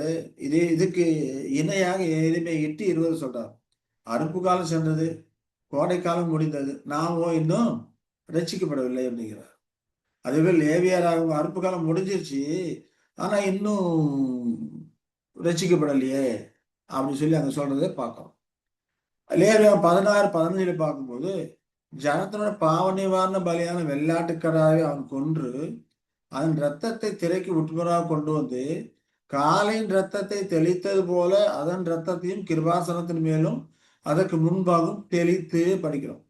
அப்ப காளையின் ரத்தத்துக்கு என்னென்ன செய்யப்படும் அதே போலவே இவர்களுக்கு செய்யப்படணும். அப்ப அந்த 1,44,000 பேருக்கும் அந்த காரியங்கள் செய்யப்பட்டு அந்த ரத்தம் கொண்டு போய் கிருபாசனத்தின் மேல தெளிக்கணும் அப்படிங்கிற காரியங்களை குறித்து நாம இங்க சொல்றதை நம்ம பார்க்கிறோம். அது மட்டும் இல்லாம சங்கீதம் 50:5 படிக்கும்போது பலியினால் என்னோட உடன்படிக்கை பண்ணின என்னுடைய பரிசுத்தவான்கள் என்னிடத்துல கூட்டுங்கள் என்பது எனக்கு சொல்லப்பட்டதை பார்க்கிறோம். அப்ப இவர்களுடைய தொகையெல்லாம் நிறைவேறுகிற வரைக்கும் அவர்கள் காத்திருக்கணும். அதுக்கப்புறம் தான் இவங்களை பழி வாங்கணும் அப்படின்னு சொல்லி அதுக்கப்புறம் தான் இவர்கள் கிரைக்கு தக்க பழி வாங்கணும் என்ன அர்த்தம்? கிரைகளுக்கு தக்க பலனை அவர்கள் கொடுக்கணும் அப்படிங்கிறது அங்க சொல்றதை பார்க்கிறோம். இப்ப அனைவருமே இங்க பார்க்கணும்னா அனைவருமே பலிபீடத்தின் மேல கொல்லப்படணும் இல்லைங்களா? ஏன்னா ஆட்டுக்குட்டியோட ரத்தத்தை பலிபீடத்துல கொல்லப்பட்ட ஆட்டுடைய ரத்தம் கொண்டு போய் அந்த கிருபாசனத்து மேல செலுத்தணும். இப்போ 1,44,000 பேர் பலிபீடத்தின் மேல கொல்லப்படணும் என்று அங்க கூறப்படுகிறது. அவர்கள் எல்லாரும் தங்கள் தலைவனாகிய கிறிஸ்துவின் கீழே, தளபதியாக கிறிஸ்துவின் கீழே அர்ப்பணிக்கப்பட்டு உருவமா அந்த கர்த்தரின் ஆட்டுக்குட்டியாக இந்த 2ஆம் பாவ பலியாக இருக்கணும் எல்லாருமே. அந்த தொகை நிறைவாகணும்னு சொல்லி அங்க சொல்லுகிறதை நாம பார்க்கிறோம். அதே போல 22ல அதே போல ரோமர் 6:11 படிக்கும்போது அப்படியே நீங்களும் உங்களை பாவத்திற்கு மரித்தவர்களாகும் நம்ம கர்த்தராகிய இயேசு கிறிஸ்துவுக்குள் தேவனுக்கென்று பிழைத்திருக்கிறவர்களாகவும் எண்ணிக்கொள்ளுங்கள் அப்படிங்கிறார். அப்ப இந்த ஆட்கள் பரிசுத்தவான்கள் பாவத்துக்கு மரித்தவர்களா இருக்கிறாங்க. இயேசு மூலம் தேவனுக்கென்று பிழைத்திருக்கிறவர்களா இருக்கிறாங்க. தங்கள் சரீரங்கள் தேவனுக்கு பிரியமா ஒப்பு கொடுத்தவர்களா இருக்கிறாங்க. ரோமர் 12:1 படிக்கிறோம். நீங்கள் உங்கள் சரீரங்களை பரிசுத்தமும் தேவனுக்கு பிரியமான ஜீவபலியா ஒப்பு கொடுக்க வேண்டும் என்று தேவனுடைய இரக்கங்களை முன்னிட்டு உங்களை வேண்டிக் கொள்கிறேன். இதுதான் நீங்கள் செய்யக்கூடிய புத்தியுள்ள ஆராதனை. இந்த புத்தியுள்ள ஆராதனை மற்றும் இருக்கக்கூடிய சகோதரர் எல்லாரும் செய்து முடிக்கணும் அப்படின்னு சொல்லி அவர்களுக்கு ஒரு பதிலாக சொல்லப்படுது. அதாவது இப்ப வந்து 5வது முத்திரை உடைக்கப்படும். 5ஆம் முத்திரை உடைக்கும் போது தான் இந்த செய்தி அங்க சொல்லப்படுது. இப்ப 5ஆம் முத்திரைங்கிறப்ப 5ஆம் சபையின் காலகட்டத்தில் இருக்கிறது. அப்ப அப்போது கொல்லப்பட்டவர்கள் மட்டுமல்ல, அவருடைய சக ஊழியர்களும், அதுக்கு பின்ன இருக்கக்கூடிய அந்த ஊழியர்களும், இதே போல தங்களை பலி செலுத்தி முடிகிற வரைக்கும் நீங்க வெயிட் பண்ணணும்னு சொல்லி அங்க சொல்றதை நாங்க பார்க்கிறோம். இப்ப இங்க அவர்கள் உரக்க கூப்பிட்டார்கள் சொல்றாரு. மரித்த நிலையில் இருக்க பரிசுத்தவான்கள் ஒன்றும் அறியார்கள். படிக்கிறோம் இல்லைங்களா? இல்லையா? உயிர்த்தெழுந்து வர்ற வரைக்கும் பூமியில் நடக்கிற காரியங்கள் எதுக்கும் எந்த ஒரு பங்கும் இல்லை, பாத்தியம் இல்லை. ஆனா இங்கே பரிசுத்தவான்களுடைய ஆத்துமாக்கள் அங்க கூப்பிடுதே, அங்க கூப்பிடுற மாதிரி அங்க சொல்லப்பட்டிருக்கு இல்லையா? அப்ப உரக்க கூப்பிட்டார்கள் அப்படிங்கிறப்போ இது அது எதை குறித்த காரியம்னா இதற்கு இன்னொரு காரியங்கள் சொன்னா ஓரளவுக்கு புரிந்து கொள்ளலாம்னு நினைக்கிறேன். ஆபேலின் ரத்தம் என்னை நோக்கி கூப்பிட்டது அப்படிங்கிறார். அங்க தேவன் சொல்லும்போது காயின்ட்ட ஆபேலின் ரத்தம் என்னை நோக்கி கூப்பிட்டது அப்படிங்கிறார். ரத்தம் கூப்பிடுமா? ரத்தத்துக்கு பேசுற சக்தி இருக்குதா? ஆனா சொல்ற என்னை நோக்கி கூப்பிட்டது அப்படிங்கிறார். அதே போலதான் இங்க மனித பரிசுத்தவான்களுடைய ஆத்மாக்கள் அங்க கூப்பிடுது, உறக்க கூப்பிடுது அப்படின்னா காலமாக தாமதிக்கப்பட்ட அந்த நீதி இவர்களை இந்த விதமாக கொடுமைப்படுத்தினாங்களே இப்ப நீத நீதிக்கு அதுக்கு அவர்கள் தக்க பலனை கொடுக்காதபடிக்கு நீதி தாமதமாகுது. அப்படி நீண்ட காலமா தாமதிக்கப்பட்ட இந்த நீதியானது பழிவாங்குதலை கோரி அழைக்கக்கூடிய ஒரு அடையாளமான படமாக இங்கே சொல்லப்படுகிறது. நீதி தான் கேட்குது. எவ்வளவு காலம் அது நீதியை நிறைவேற்றாம இருப்பீங்க, அவர்கள் கிரிக்கு தக்க பலனை கொடுக்காம இருப்பீங்கன்னு சொல்லிட்டு அங்க நீதி கேட்கும்படிக்கான நீதி தான் உறக்க சத்தமிடுது அப்படிங்கிறதுக்கான ஒரு அடையாளமாக சொல்லக்கூடிய ஒரு வசனமாக இது இருக்கிறது. கர்த்தருடைய மக்களின் பயங்கள், துன்பங்கள், அவர்களுடைய சோதனைகள், கஷ்டங்கள் எல்லாம் ஜெயமாக ஆண்டவரத்தில் ஏறி செல்லுது. அவர்கள் அதை நேரடியா அவர்களுக்கான அந்த காரியங்களை கேட்காவிட்டால் கூட தெய்வீக நீதியிடம் பழிவாங்குதும் தண்டனையும் அது கேட்குது. பரிசுத்தவான்கள் எவ்வளவு உபத்திரப்பட்டாங்க, துன்பப்பட்டாங்க. அதற்கு அதை அதை உபத்திரத்தையும் துன்பத்தையும் கொடுத்தவர்களுக்கு தக்க பலனை நீதி செலுத்தணும் இல்லையா? அதை நீதி செலுத்தும்படிக்கு கேட்குது. அந்த பரிசுத்தோட உபத்திரம், அவர்கள் பட்ட கஷ்டங்கள், இது எல்லாமே நீ இது எல்லாத்துக்காக பிரதிபலன் செய்யணும்னு சொல்லிட்டு அங்க நீதி கேட்குது அப்படின்னு சொல்லி நம்ம பார்க்கணும். அது கிறிஸ்தவ உலகத்தின் மேல பழி வாங்கக்கூடிய காரியங்களை அது கேட்குது.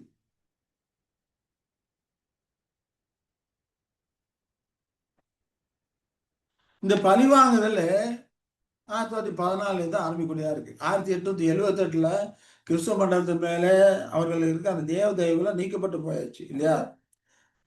பாபிலோன் தள்ளுபடி ஆயிடுச்சு அப்படின்னு சொல்லி நம்ம பார்க்கிறோம்.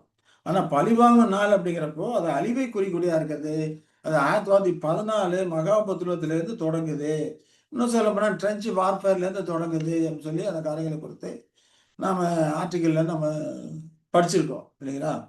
அப்ப மகா உபத்திரவம் அப்படிங்கிறது கிறிஸ்துவ மண்டலத்துக்குரிய அந்த நீதியை செலுத்தக்கூடிய காரியமா இருக்குது. உலகத்தாருக்கு நீதியை செலுத்தக்கூடிய காரியமா இருக்கிறது. திரள் கூட்ட வகுப்பாருக்கு சுத்திகரிப்பு கொடுக்கக்கூடிய காலமாகவும் இருக்கிறது அப்படிங்கிறத நம்ம புரிந்து கொள்கிறோம்.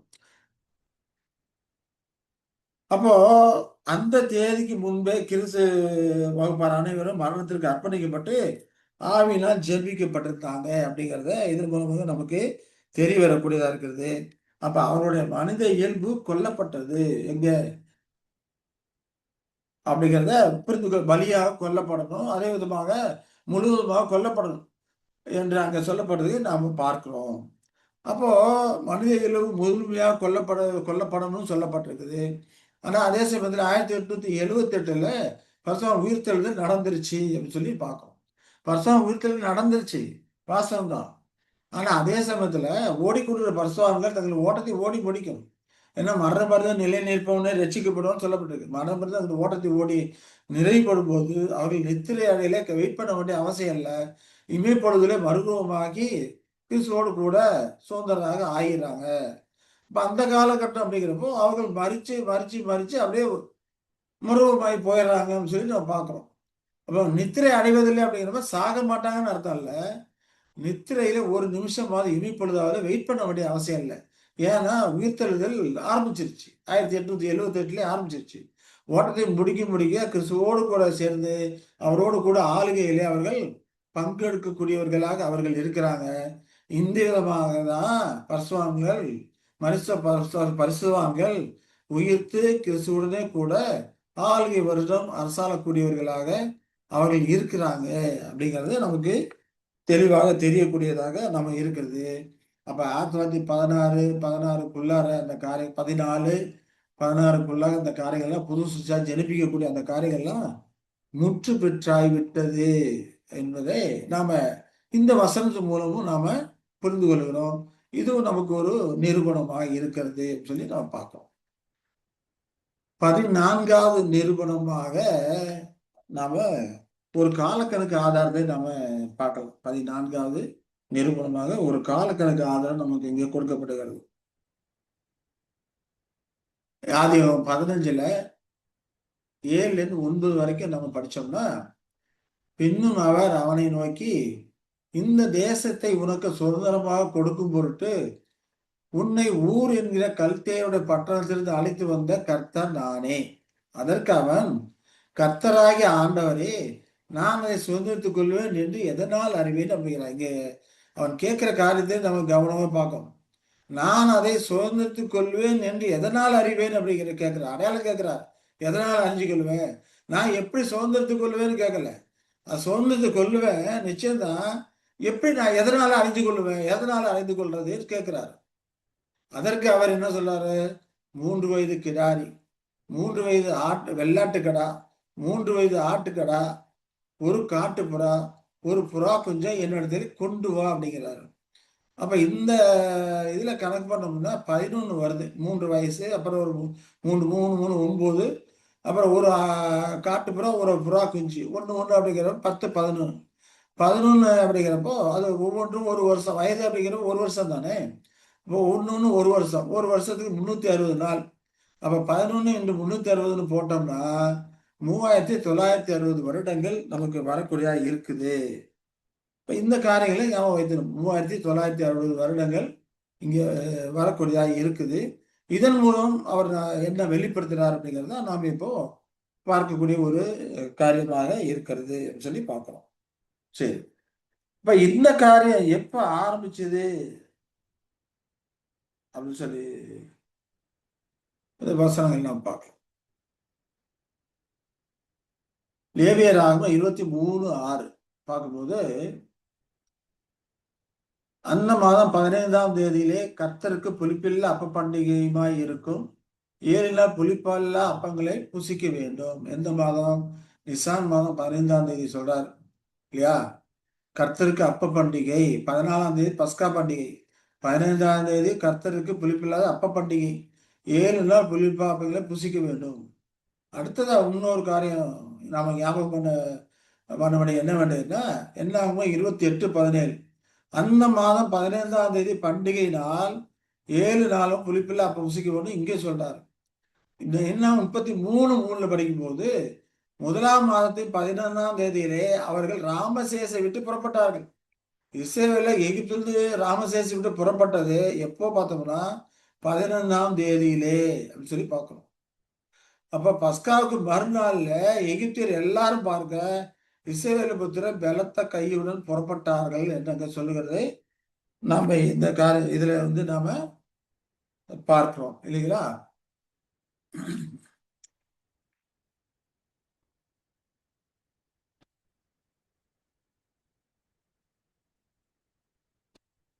சரி, அப்போ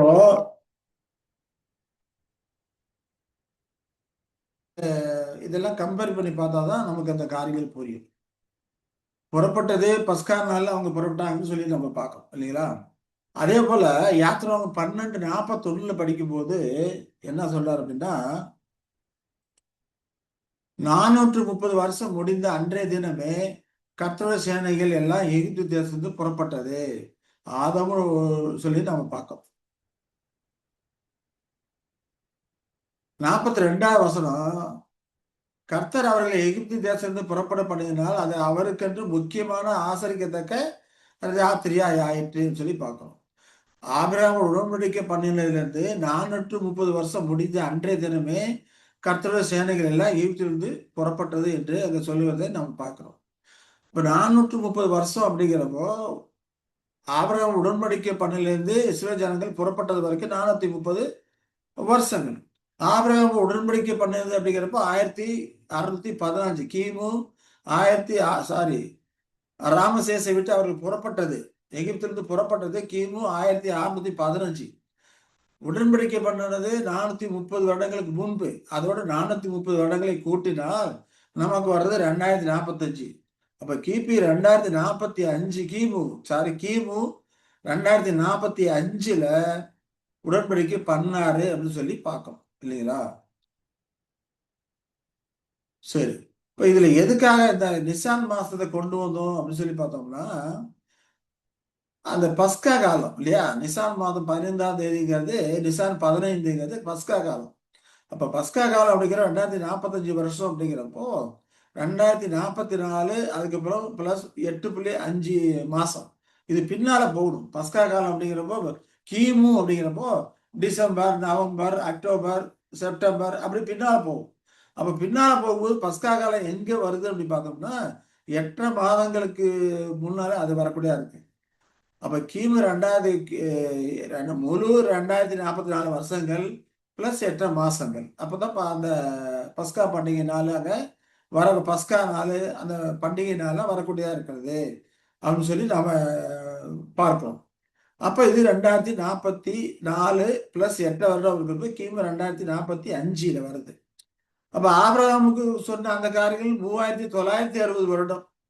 இப்ப 3960 வருடங்கள்ல 2045 கழிச்சோம்னா வரக்கூடியது 1915 பிளஸ் 3.5 மாசம். இங்கிட்டு போகும்போது பிளஸ்ல வரும் இல்லைங்களா. அதாவது 2044 இங்க 8 மாசம் வருதுங்கும் போது இங்கிட்டு வரும்போது பிளஸ்ல வரக்கூடியதா இருக்கும். அது மார்ச் ஏப்ரல் மாதம் வரக்கூடியதாக அந்த காரியம் இருக்கு. 3.5 மாசம் அப்படிங்கிறப்போ ஏப்ரல் மாதம் வரக்கூடியதா அந்த காரியம் இருக்கும். இப்போ 3960ல 2045 கழிச்சோம்னா 1915 வருது.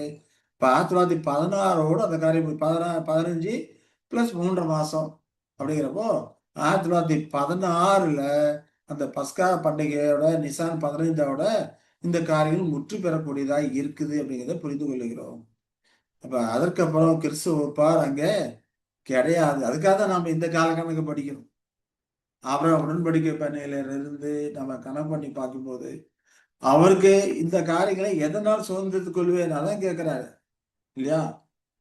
எதனால் சுதந்திரத்துக் கொள்வேன்னு சொல்லிட்டு அங்க கேட்கிறாரு அப்படிங்கிறத நான் பார்க்கணும். கரெக்டாவே அவங்க சொல்லும்போது அதை கலாத்தியர்ல பவுல் அப்போஸ்தலன் சொல்றாரு, ஆபிரகாமுக்கு அவன் சந்ததிக்கும் வாக்குத்தத்தங்கள் பண்ணப்பட்டன, சந்ததிகளுக்கு என்று அநேகரை குறித்து சொல்லாமல் உன் சந்ததிக்கு என்று ஒருவனை குறித்து சொல்லி இருக்கிறார். அந்த சந்ததி கிறிஸ்துவே அப்படிங்கிறார். வாக்குத்தத்தத்தின் சந்ததி அது கிறிஸ்துவின் சந்ததி. ஆதலால நான் சொல்லுகிறது என்னன்னா, கிறிஸ்துவை முன்னிட்டு தேவனால் முன் உறுதி பண்ணப்பட்ட உடன்படிக்கையை 430 வருஷத்துக்கு பின்பு உண்டான நியாயப்பிரமாணமானது தள்ளி வாக்குத்தத்தத்தை வியர்த்தமாக்க மாட்டாது. அப்ப அந்த வாக்குத்தத்தத்தின்படி அங்க கிறிஸ்துவின் சந்ததி அங்க நிறைவேறிடுச்சு அப்படிங்கிறத நாம புரிந்து கொள்கிறோம். அப்ப கிமு 2045 நிசார் 15 முதல்ல 3960 வருடங்கள் பார்க்கும்போது அது 1916 நிசான் 15 அன்று நிறைவடைந்தது அப்படின்னு சொல்லி பார்க்கணும். ஆதிகாமம் 15:8 அவர் என்ன சொல்லி கேட்டாரு? இதை சுதந்திரத்துக் கொள்வேன் என்பதை நாம் எதனால் அறிந்து கொள்வேன், அதனை கேட்டாரு இல்லைங்களா? அப்ப இந்த காரியங்கள் மூலமாக அந்த காலகட்டத்திலே இந்த சந்ததி இந்த முடிஞ்சு போயிருக்கும், கிறிஸ்து அப்படிங்கிற சந்ததி முடிஞ்சு போயிருக்கும் அப்படிங்கிற காரியத்தை இதன் மூலமாக அவர் நமக்கு வெளிப்படுத்துகிறாரு. இந்த காலக்கணக்கு மூலம் நமக்கு வெளிப்படுத்துகிறார் அப்படிங்கிறத நாம இதுல புரிந்துக்கலாம். அந்த சந்ததி கிறிஸ்துவுக்கு முழுமையாக நிறைவு பெறக்கூடிய காலமாக 1916 இருக்குது. அதற்கப்புறம் யாரும் அதற்குள்ள உள்ள போக முடியாது. அந்த கடைசி உறுப்பினரும் கண்டுபிடிக்கப்பட்டது அவருடைய மனித இயல்பு பலிபீடத்துல வைக்கப்பட்டு உண்மையான பலியாக நிரூபிக்கப்படும். அப்ப உண்மையாக பலியாக நிரூபிக்கப்படுற வரைக்கும் அந்த உயிரோட அவங்க இருந்து கொண்டு இருப்பாங்க. மற்றபடி அவரும் கடைசி உறுப்பினர் முடிஞ்சது போச்சுன்னா யாருமே அதில் இருக்க மாட்டாங்க. அப்போ உள்ள நுழையக்கூடிய அந்த வாய்ப்பு, பரமளிப்புக்கு உள்ள நுழையக்கூடிய வாய்ப்பு அந்த 14-16 அந்த காலங்கள்லாம் முற்று பெற்றாயிட்டது அப்படிங்கிறத இந்த ஆபிரகாம் சொன்ன இந்த காரியங்கள் மூலமும் நமக்கு விளங்கக்கூடியதா இருக்குது அப்படிங்கிறத நாம புரிந்து கொள்கிறோம் இல்லையா? அதே போல ஆதி 15 14 15 16 சொல்லும்போது இவர்கள் சேவிக்கும் ஜாதிகளை நான் நியாயந்தீர்ப்பேன், பின்பு மிகுந்த பொருள்களுடனே புறப்பட்டு வருவார்கள். இங்கே இதுல கூட ஒருத்தருக்கு சிலருக்கு ஒரு டவுட் இருக்கும். ஏன்னா 13 என்ன சொல்றாருன்னா, அப்பொழுது அவர் ஆபிரகாமை நோக்கி உன் சந்ததியார் தங்களுடையதெல்லாம் அந்நிய தேசத்திலே பரதேசிகளா இருந்து அத்தேசத்தை சேவிப்பார்கள் என்றும் அவர்களால் நான் தேசத்தை சேவிப்பார்கள் 400 வருஷம் உபத்திரப்படுவார் என்றும் நிச்சயமா அறியப்படுவேன் அப்படின்னு சொல்லப்பட்டிருக்கு. இங்க 400 வருஷம் சொல்லப்பட்டிருக்கு, இன்னொரு இடத்துல 430 வருஷம் நாங்க சொல்லிங்களே அப்படின்னு சொல்லி சில டவுட் படுவாங்க. இங்க 400 வருஷம் சொல்றது உபத்திரப்படுவாங்க இல்லையா? அவர்களால் 400 வருஷம் உபத்திரப்படுவாரு சொல்லப்பட்டிருக்கு. 430 வருஷங்கிறது எதை குறித்து சொல்றோம்? ஆபிரகாமுக்கு உடன்படிக்கை பண்ணதுல இருந்து, உடன்படிக்கை ஆணையர் கூட உடன்படிக்கை பண்ணதுல இருந்து இஸ்ரேல் ஜனங்க எகிப்து விட்டு புறப்பட்டது வரைக்கும், நியாயப்பிரமாணம் கொடுக்கப்பட்ட வரைக்கும் 430 வருஷம். உபத்திரவப்பட்டது 400 வருஷம்னா ஆபிரகாம் சந்ததி எப்போ உபத்திரப்பட ஆரம்பிச்சது? ஈசாக்கு 25 வருஷம் கழிச்சு ஈசாக்கு பிறக்கிறாரு. ஈசாக்குக்கு 5 வயது ஆகும்போதுதான் பால் பார்க்க பண்றாரு. அதுக்கப்புறம் தான் இஸ்மவேல் அவரை துன்புறுத்த ஆரம்பிச்சிடறாரு. இப்ப அதுல இருந்து நம்ம கணக்கு பண்ணி பார்த்தோம்னா அந்த 30 வருஷம் அங்க கழிஞ்சு போகும். அப்ப 400 வருஷம் ஈசாக்கு அந்த சந்ததி உபத்திரப்பட்டது அங்கிருந்தே வருது. இஸ்மவேல்கிட்ட இருந்து அது வரக்கூடிய, ஏன் இஸ்மவேல் யாரா இருக்கிறாங்க? எகிப்திய ஸ்திரீக்கு பிறந்த பிள்ளை இஸ்மவேல் இல்லையா?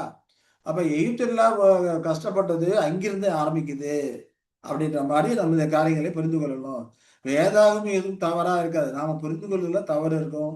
இதை குறித்த டீட்டெயில்ஸ் உங்களுக்கு இன்னும் விளக்கமா உங்களுக்கு தேவைன்னா இந்த நம்பருக்கு தொடர்பு கொள்ளுங்க. உங்களுக்கு அதுக்கான டீட்டெயில்ஸ் உங்களுக்கு அனுப்பி வைக்கிறோம். நீங்க படிச்சு தெரிஞ்சு கொள்ளலாம். 9626654934 உங்களுக்கு அதுக்கான டீட்டெயில்ஸ் அனுப்பி வைக்கிறேன்.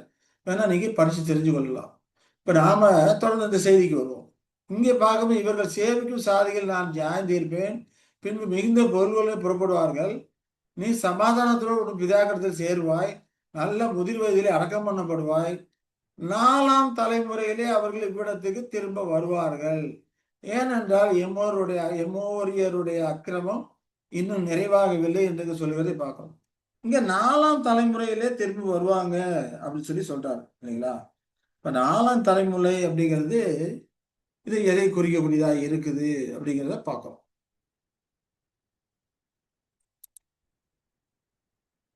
சரி, இந்த 400 வருஷம் இந்த காரியங்களை குறித்து ஒரு சின்ன விளக்கம் இங்க கொடுத்துடலாம். 430 வருடங்கள் அப்படிங்கிறப்போ ஒரு சாட்டு கிடைச்சது, அதனால இதை குறித்து விளக்கம் கொடுத்துடலாம். 430 வருடங்கள் அப்படிங்கிறப்போ ஆபிரகாம் உடன்படிக்கை உறுதி பண்ணப்பட்டதுலேருந்து இதுலேருந்து பார்க்கும்போது நியாயப்பிரமாணம் கொடுக்கப்பட்டது. நியாயப்பிரமாணம் எப்போ கொடுக்குறாரு? பஸ்கா ஆட்டுக்குட்டி அடிக்கணும், ஒரு வித ஆட்டுக்குட்டியை செலக்ட் பண்ணணும்னு சொல்லிட்டு புறப்படுறதுக்கு முன்னால சொன்னார் இல்லையா? அது நியாயப்பிரமாணத்தின் ஒரு அங்கம். அப்ப நியாயப்பிரமாணம் கொடுக்கப்பட்ட வரைக்கும் 430 வருடங்கள். ஆபிரகாம் கானான் தேசத்துக்கு வந்து சேர்ந்து அவனோட உடன்படிக்கை பண்ணலேருந்து தான் அந்த உடன்படிக்கை ஆரம்பிக்குது. அதுல இருந்து 25 வருஷம் கழிச்சு தான் ஈசாக்கு பிறக்கிறாரு. 75 வயசுல உடன்படிக்கை பண்றாரு. 25 100 வயசுல அவருக்கு ஈசாக்கு பிறக்கிறான். ஒரு 5 வயது போல அங்க பால் மறக்க பண்றாங்க. அதுக்கப்புறம் தான் என்னது ஈசாக்கு பால் மறந்தது 5 வயசுன்னு பார்க்குறோம். அதுக்கப்புறம் தான் அந்த இஸ்மேல் துன்புறுத்துற காரியங்களும் வரக்கூடியதா இருக்குது. இப்ப இதுலேருந்து கணக்கு பண்ணோம்னா 400 வருஷங்கள் இந்த பஸ்கா ஆசரிப்பு வரைக்கும் எகிப்தை விட்டு புறப்படுற காரியம் வரைக்கும் பார்க்கும்போது 400 வருஷங்கள் உபத்திரவப்பட்டாங்க அப்படிங்கிறது இது தெளிவாக நமக்கு தெரியக்கூடியதா இருக்கு. இது ஒரு சார்ட் மூலமாக இதுக்கு விலக்கி இருக்கிறோம். இதை நீங்க அந்த காரியங்களை 400க்கும் 430க்கும் இருக்கக்கூடிய அந்த வித்தியாசத்தை நீங்கள் இதன் மூலமாக நீங்க புரிந்து கொள்ளலாம். சரி, இப்போ 4ஆம் தலைமுறைக்கு போவோம். 4ஆம் தலைமுறையில் நிகழ்கிறது அப்படின்னு சொல்லி பார்க்கும்போது 4 தலைமுறைகள் என்ன? நம்ம ஷார்ட்ல பார்க்குறோம் இல்லைங்களா? அது எங்க இருக்குன்னு தெரியலையே.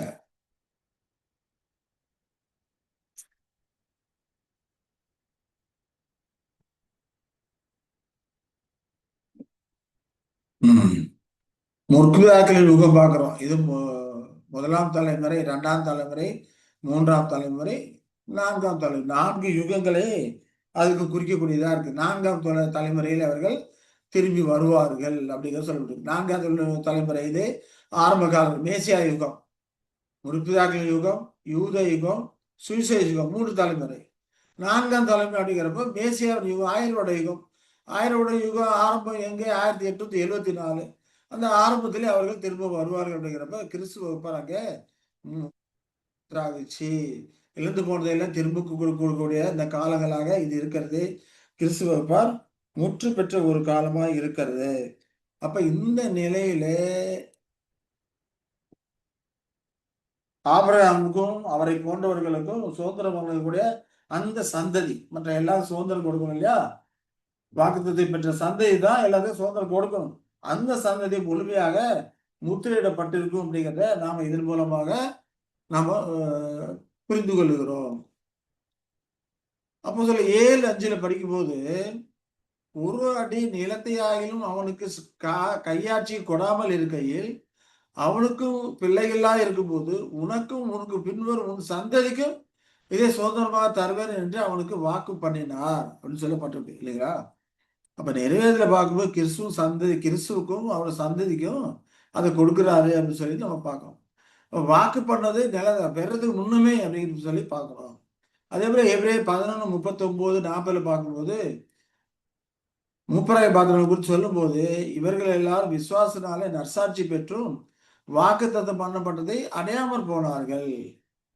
அவர்கள் நம்மை அல்லாமல் பூர்ணராகாதபடிக்கு விசேஷித்த நன்மையான ஒன்றை தேவன் நமக்கென்று முன்னதாக நியமித்தார் சொல்லி இந்த காரியங்களை குறித்து நாம படிக்கிறோம் இல்லைங்களா? அப்ப பரிசுத்தவான்கள் முற்று பெறணும். பரிசுத்தவான்கள் முற்று பெற்று உலக மக்கள் எல்லாருக்குமே இழந்து போன காரியங்கள்லாம் திரும்ப கொடுக்கணும். அவர் சுதந்திரவாளியாக ஆகணும். அப்ப ஆபிரகாம், ஈசாக்கு, யாக்கோபு அவர்களுக்கு அந்த காரியங்களை எல்லாம் கொடுக்கணும். ஏன்னா இன்னும் அவர் பெறல. ஒரு அடி நிலத்தை ஆயிலும் அவனை கையாட்சி கொடாமல் இருக்கையிலே உனக்கும் உன் பின்வரும் உன் சந்ததிக்கு இதை சுதந்திரமா தருவேன்னு சொல்லியிருக்கிறாரு. அப்ப எப்ப தருவாரு? மில்லியன் யுகத்துல கிறிஸ்து முற்று பெற்றதுக்கு அப்புறம் மில்லியன் யுகத்துல பெஸ்லியா காலத்திலே அவர்கள் உயிரோடு வரும்போது அவர்களுக்கு இந்த தேசத்தை சுதந்திரமா கொடுப்பாரு. அது மட்டும் இல்ல, உலக மக்கள் எல்லாருக்குமே இழந்து போன யாவையும் திரும்ப கொடுப்பாரு. அப்ப அதற்கு இந்த கிறிஸ்துவ சந்ததி 1000 வருட யுகத்திலே முதல்ல அவங்க என்ன பண்ணுங்க முற்று பெற்றிருக்க வேண்டும். அது பஸ்கா அது அறுவடை காலத்தோட முற்று பெற்றாயிற்று அப்படிங்கிறத நாம இதன் மூலமாக புரிந்து கொள்கிறோம் இல்லையா? அப்ப கிறிஸ்துவ வகுப்பின் கடைசி உறுப்பினர் தன்னை மனித இயல்பை பலியாக அழித்து வருவதை அதுக்கு நிரூபிக்கக்கூடியதா இருக்கிறது. நெற்றியில முத்திரை போட்டாச்சு, சத்திய அறிவு நிலையில அடையாளம் போட்டாச்சு அப்படிங்கிற காரியங்களும் படித்தோம். இப்ப இதுவும் மில்லியன் ஆரம்பத்துல அந்த கிறிஸ்துவ சந்ததி அப்படிங்கிற கிறிஸ்துவப்பா முற்று பெற்றுட்டாங்க, அறுவடையோடு முற்று பெற்றாச்சு அப்படிங்கிற காரியங்களை நமக்கு நிரூபணம் பண்ணக்கூடியதாக இது இருக்கிறது அப்படிங்கிறத நாம் புரிந்து கொள்கிறோம். அவர்கள் மூலமாக தான் மற்றவர்களுக்கு சுதந்திரம் கிடைக்கணும். அவர்கள் மூலமாக தான் இஸ்ரேல் ஜனங்களும் திரும்ப கொடுத்தல் ஆசீர்வாதங்களை பெறணும். தங்கள் சுய தேசத்துக்கு திரும்பி வரணும். உலக மக்கள் எல்லாரும் திரும்ப கொடுத்தல் ஆசீர்வாதங்களை பெறணும். அதற்கு இவர்கள் ஆரம்பத்தில் முற்று பெற்றிருக்கணும். அந்த காரியங்கள் முடிஞ்சு போயிடுச்சு. அப்ப இனி அதற்கு மேல அறுவடை காலத்துக்கு பிறகு 1914, 16க்கு அப்புறம்லாம் இனி அதற்குள்ளே யாரும் புது சிருஷ்டியாக ஜனிப்பிக்கப்படுவார் என்று நம்ம எதிர்பார்க்க கூடாது அப்படிங்கிறத இது நமக்கு வெளிப்படுத்தக்கூடியதா இருக்குது அப்படிங்கிறத நம்ம பார்க்கணும். அதே போல அடுத்தது 15வது நிருபம் இல்லையா? 15வது நிருபணமாக நாம என்ன படிக்கிறோம்னா வெளிப்படுத்தினாங்க 12:2. அதுல என்ன சொல்றாரு? நீ இஸ்ரவேல் புத்திரரோடு சொல்ல வேண்டியது என்னவென்றால், ஒரு ஸ்திரீ கர்ப்பவதியாகி ஆண் பிள்ளை பெற்றால் அவள் சூதக ஸ்திரீ, விளக்கமாயிருக்கும் நாட்களுக்கு சரியாக 7 நாள் தீட்டாயிருப்பாள். 8ஆம் நாளிலே அந்த பிள்ளையினுடைய நுனித்தோலின் மாம்சம் விருத்தசேதனம் பண்ண கடவுது. பின்பு அவள் 33 நாள் உதிர சுத்திகரிப்பு நிலையிலே இருந்து சுத்திகரிப்பு நாட்கள் நிறைவேறும் அளவும் பரிசுத்தமான யாதொரு வசதியும் தொடவும் பரிசுத்த ஸ்தலத்துக்குள் பிரவேச வரவும் கூடாது என்று அங்க சொல்லுகிறதை நாம பார்க்கிறோம். அப்போ இங்க சுத்திகரிப்பு நாள் ஆண் பிள்ளை பெற்ற ஸ்திரீ சுத்திகரிப்புங்கிறால் 40 வருடங்கள் அப்படின்னு சொல்லி நம்ம பார்க்கிறோம் இல்லைங்களா? இப்ப 40 வருடங்கள் அப்படிங்கிறப்போ அது எங்கே ஆரம்பிச்சு எங்க முடியும்? இயேசுவா கிறிஸ்து 2ஆம் வருகையிலே வந்திருக்கிற காலத்துல இல்லையா? 1874 1914 வரைக்கும் இருக்கக்கூடிய அந்த 40 வருடங்கள். அதுக்கப்புறம் அந்த இதுல என்ன பண்ணோம்? இந்த 40 வருடங்கள் அது முடிஞ்சு போச்சு அப்படின்னு பார்க்கணும்.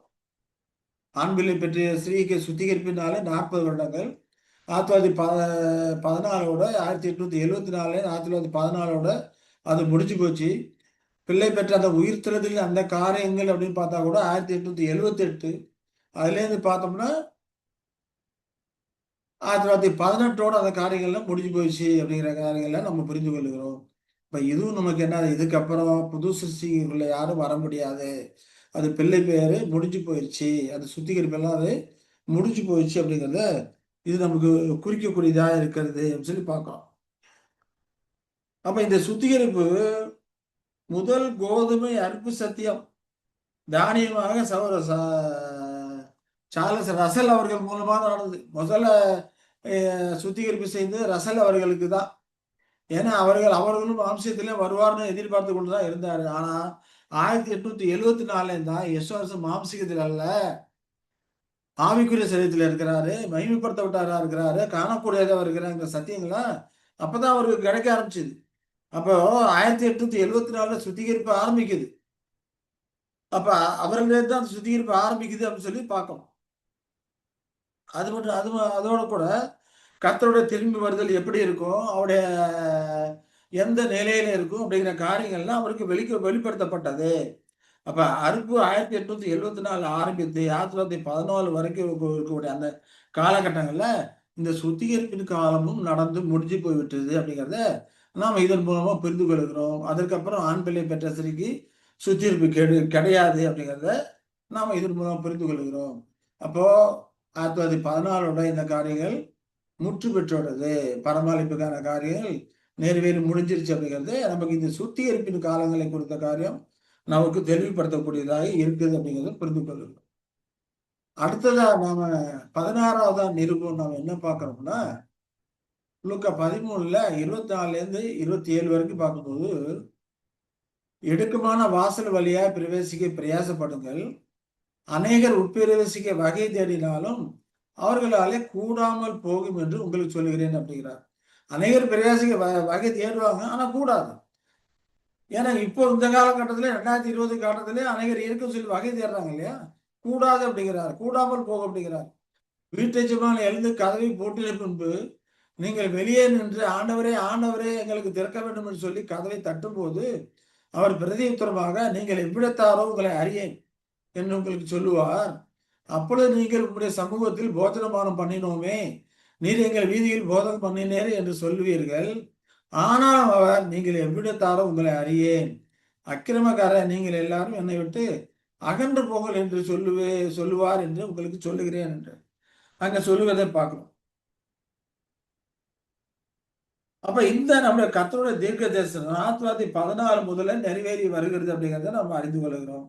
ஆவிலால் பிறப்பிக்கப்படாத பல அர்ப்பணிக்கப்பட்டவர்கள் பரம அழைப்பிலே சேர முயன்றாங்க, வெற்றி பெற முடியல. ஏன்னா பொதுவான அழைப்பு எப்ப முடியுது? 1881 முடிச்சிருச்சு பொதுவான அழைப்பு. அந்த இணைக்காலங்கள் பார்க்கும்போது 1881 முடிஞ்சு போச்சு. அதற்கு அப்புறமும் நிறைய பேர் பிரச்சனை பண்ணி கொண்டுதான் இருக்கிறாங்க. பிரச்சனை பண்ணி கொண்டு இருக்கும்போது அவர்கள் எல்லாம் என்ன சொல்லிக்கிட்டு இருக்கிறாங்க? பராமரிப்பு இன்னும் இருக்கு அப்படின்னு சொல்லிட்டு பிரச்சனை பண்ணி கொண்டு இருக்கிறாங்க. ஆனா ஆக்சுவலா அது முடிஞ்சு போச்சு. ஆனா அதற்கப்புறம் ஒருத்தர் புது ஜனிப்பிக்கப்படுறாங்க. 1881 அப்புறம் ஒருத்தங்க புது சிருஷ்டியா ஜனிப்பிக்கப்படுறாங்க அப்படின்னாக்க, ஏற்கனவே ஜனிப்பிக்கப்பட்டவங்க யாராவது கிரீடத்தை இழந்தார்களானால் அப்படிப்பட்ட அந்த கிரீடம் மட்டும் போகும். அது ஒரு சிலராக இருக்கலாம். அப்படி கிரீடத்தை இழந்தாதான் போகும். ஏன்னா வெளிப்படுத்தாத படிக்கிற ஒருவனும் உன் கிரீடத்தை எடுத்துக்கொள்ளாதபடிக்கு ஜாக்கிரதையாயிரும் சொல்லி சொல்ற வசனங்களை நம்ம ஏற்கனவே படிச்சோம். அப்ப கிரீடத்தை இழந்து போவதற்கான சந்தர்ப்பம் இருக்கிறது. ஒருவேளை யாராவது சிலர் கிரீடத்தை இழப்பார்களானால் அவர்களுடைய கிரீடம் இப்ப இந்த காலகட்டத்தில் பிரச்சனை பண்ணுகிற தேர்ச்சியானவர்களுக்கு அவருக்கு கிடைக்கக்கூடியதா இருக்குது. அதுவும் முத்திரை போட்டு முடிகிற வரைக்கும் தான். 1914 முத்திரை போட்டு முடிச்சாச்சுன்னா 1,44,000 பேர் எண்ணிக்கை முடிஞ்சு போச்சு. அதுக்கப்புறம் எதுவுமே கிடையாது. கன்ஃபார்ம் அப்படிங்கிறத அங்க உறுதிப்படுத்தக்கூடியதா இருக்கிறது அப்படிங்கிறத நான் பார்க்கிறோம். அப்ப அந்த காலகட்டத்துல 1881 அப்புறம் வரக்கூடிய அந்த காலகட்டத்துல எல்லாம் நிறைய பேரு போறது முயற்சி பண்றாங்க. முடியாமல் போகும் என்று சொல்லுகிறாரு. அதே போல புத்தி கனிகள் சொல்றாரு இல்லையா? புத்தி இல்லாத கனிகள் கதவு தட்டுற அநேகர் அக்காலத்திலே கதவை தட்டுவாங்க அப்படின்னு சொல்ல. இது இங்க புத்தி இல்லாத கனிகளை குறித்து சொல்லல. இங்க அநேகர் அக்காலத்திலே கதவை தட்டுறாங்க, கதவை பூட்ட பிறகு கதவை தட்டுவாங்க என்று அங்கே சொல்லுகிறத நம்ம பார்க்கணும். அப்ப எல்லாரும் எங்களுக்கு போதனம் பண்ணினீரே, உங்களை கூட போதனம் பண்ணோமே அப்படிலாம் சொல்லும்போது, நீங்கள் எவ்விடத்தாரோ அறியேன் என்று சொல்றாரு. அறியேன்னு சொல்லணும்னாக்க உங்களுக்கு முற்றிலுமா அறியேன் அப்படி கிடையாது. மனவாட்டி வகுப்பாராக உங்களை அறியேன் அப்படின்னு தான். ஏன்னா அவர்களும் தங்களை தேவனுக்கு பிரச்சனை பண்ணியிருக்கிறாங்க. 1881 வந்தாலும் கூட அவங்களும் பிரச்சனை பண்ணியிருக்கிறாங்க. அவங்களும் உண்மைத்துவமா ஓடுறாங்க. அப்படிங்கிறப்போ உங்களை அறியேன்னு சொல்லப்பட்டிருக்கே அப்படின்னு கருதக்கூடாது. அறியேன் அப்படின்னாங்க உங்களே என்னுடைய சரீர அங்கமாக மனவாட்டி வகுப்பாராக அறியேன் அப்படிங்கிறதா இங்க நம்ம புரிந்து கொள்ள வேண்டிய விஷயமா இருக்கிறது. நீங்க எவ்விடத்தாரோ உங்களை அறியேன். அது மட்டும் இல்லாம அதுல அக்கிரமக்காரர் இருக்கிறாங்க. அக்கிரமக்காரர் நீங்கள் எல்லாரும் என்னை விட்டு அகன்று போகல அப்படிங்கிறாரு. அதுல அக்கிரமக்காரரும் சேர்ந்து இருக்கிறாங்க அப்படிங்கிற மனவாட்டி வகுப்பாராக நான் அறியேன். உங்களுடைய கிரியைகள் அக்கிரம செய்கைகளா இருந்திருக்குது. அவங்களை அதற்கப்புறம் சுத்திகரித்து கொண்டு மகாபுத்திர காலத்தை சுத்திகரித்து கொண்டு இவர்கள்லாம் எப்படிப்பட்டவர்களா இருக்கிறாங்க? திரள் கூட்ட வகுப்பாராக இருக்கக்கூடியவர்களா இருப்பாங்க. அதுலயும் பாதி பேர் 2ஆம் மரணத்துக்கு போகக்கூடிய வகுப்பாராகவும் இருப்பாங்க. அதை குறித்து இங்க சொல்லப்படல. ஆனா மனமாட்டிய வகுப்பாருக்கான கதவும் மூடப்பட்டாச்சு அப்படிங்கிறதா இங்க சொல்லக்கூடிய ஒரு காரியமா இருக்குது அப்படிங்கிறத நாம புரிந்து கொள்கிறோம். அப்ப கதவு மூடப்பட்டதுக்கு அப்புறம் அநேகர் கேட்பாங்க. அது போலதான் இந்த காலகட்டத்தில் அநேகர் சொல்லி கொண்டிருக்கிறாங்க. இப்ப இதுவரைக்கும் நம்ம கொடுக்கப்பட்ட இந்த ஆதாரங்கள்லாம் நமக்கு என்ன வெளிப்படுத்துது? 1914 அந்த முடிஞ்சு போச்சு. அந்த மீதி சேகரிப்பு பட்டிருக்கு 1916 அது முடிஞ்சு போயிடுச்சு. அப்ப பணமளிப்பு முடிஞ்சு போச்சு அப்படிங்கிறத இந்த காரியங்கள் எல்லாமே நமக்கு நிரூபணம் பண்ணக்கூடியதா இருக்குது. ஏன்னா இப்போ 2021 நடக்குது. இந்த காலகட்டத்தில் அநேகர் இருக்குன்னு சொல்லி கொண்டு இருக்கிறாங்க இல்லைங்களா? அப்ப அவர்களை குறித்து நம்ம என்ன சொல்ல முடியும்? பரிதவிக்க தான் முடியும். நம்ம வேற ஒண்ணும் பண்ண முடியாது. ஒருவேளை இந்த ஆதாரங்களை எல்லாம் ஒருவேளை பார்த்து ஒருவேளை மனம் தெரிந்தினால் அவர்களுக்கு அது ஆசீர்வாதமா இருக்கும் அப்படிங்கிறத நம்ம சொல்லக்கூடிய ஒரு காரியமா இருக்கிறது. இப்ப 16 நிரூபணங்களை இதுவரைக்கும் நாம பார்த்திருக்கிறோம் இல்லைங்களா? 17வது நிரூபணமாக நான் என்ன பார்க்க போறோம் அப்படின்னா,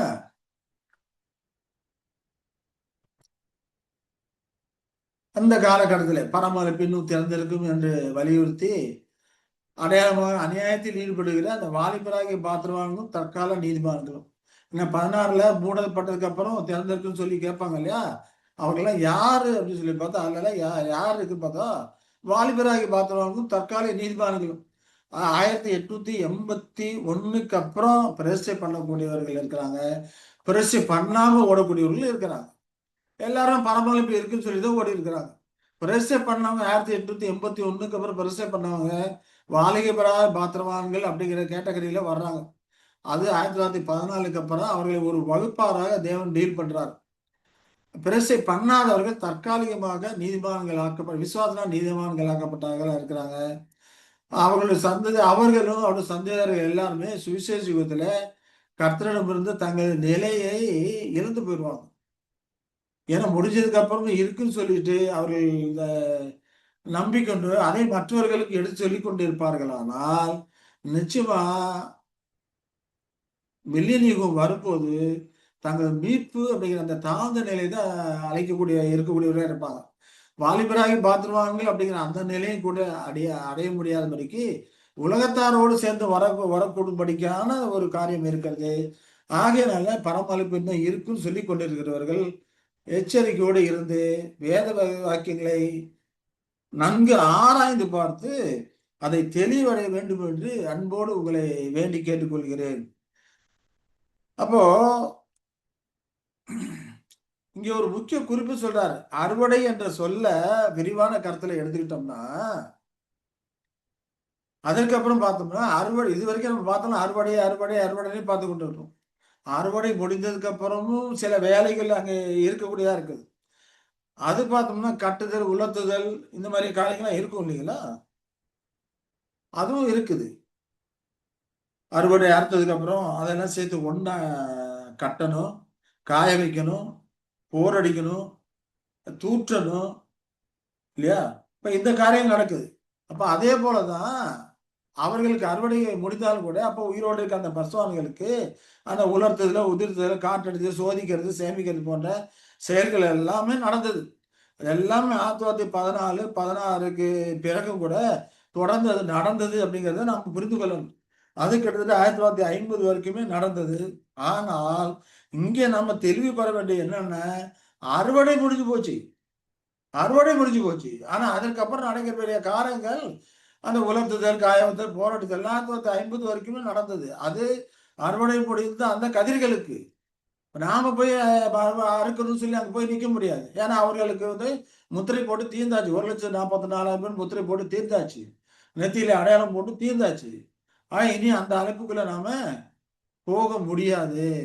அப்போ ஆனா அந்த அழைப்புக்குள்ள இன்னும் இருக்குன்னு சொல்லிட்டு அநேகர் நினைத்து கொண்டிருந்தாங்க. வாலிபராக பார்த்தவர்களும் விசுவாசம் நியாயமாகப்பட்ட அந்த தற்காலிகமாக நீதிமான்களும் அப்படிலாம் இருந்தாங்க.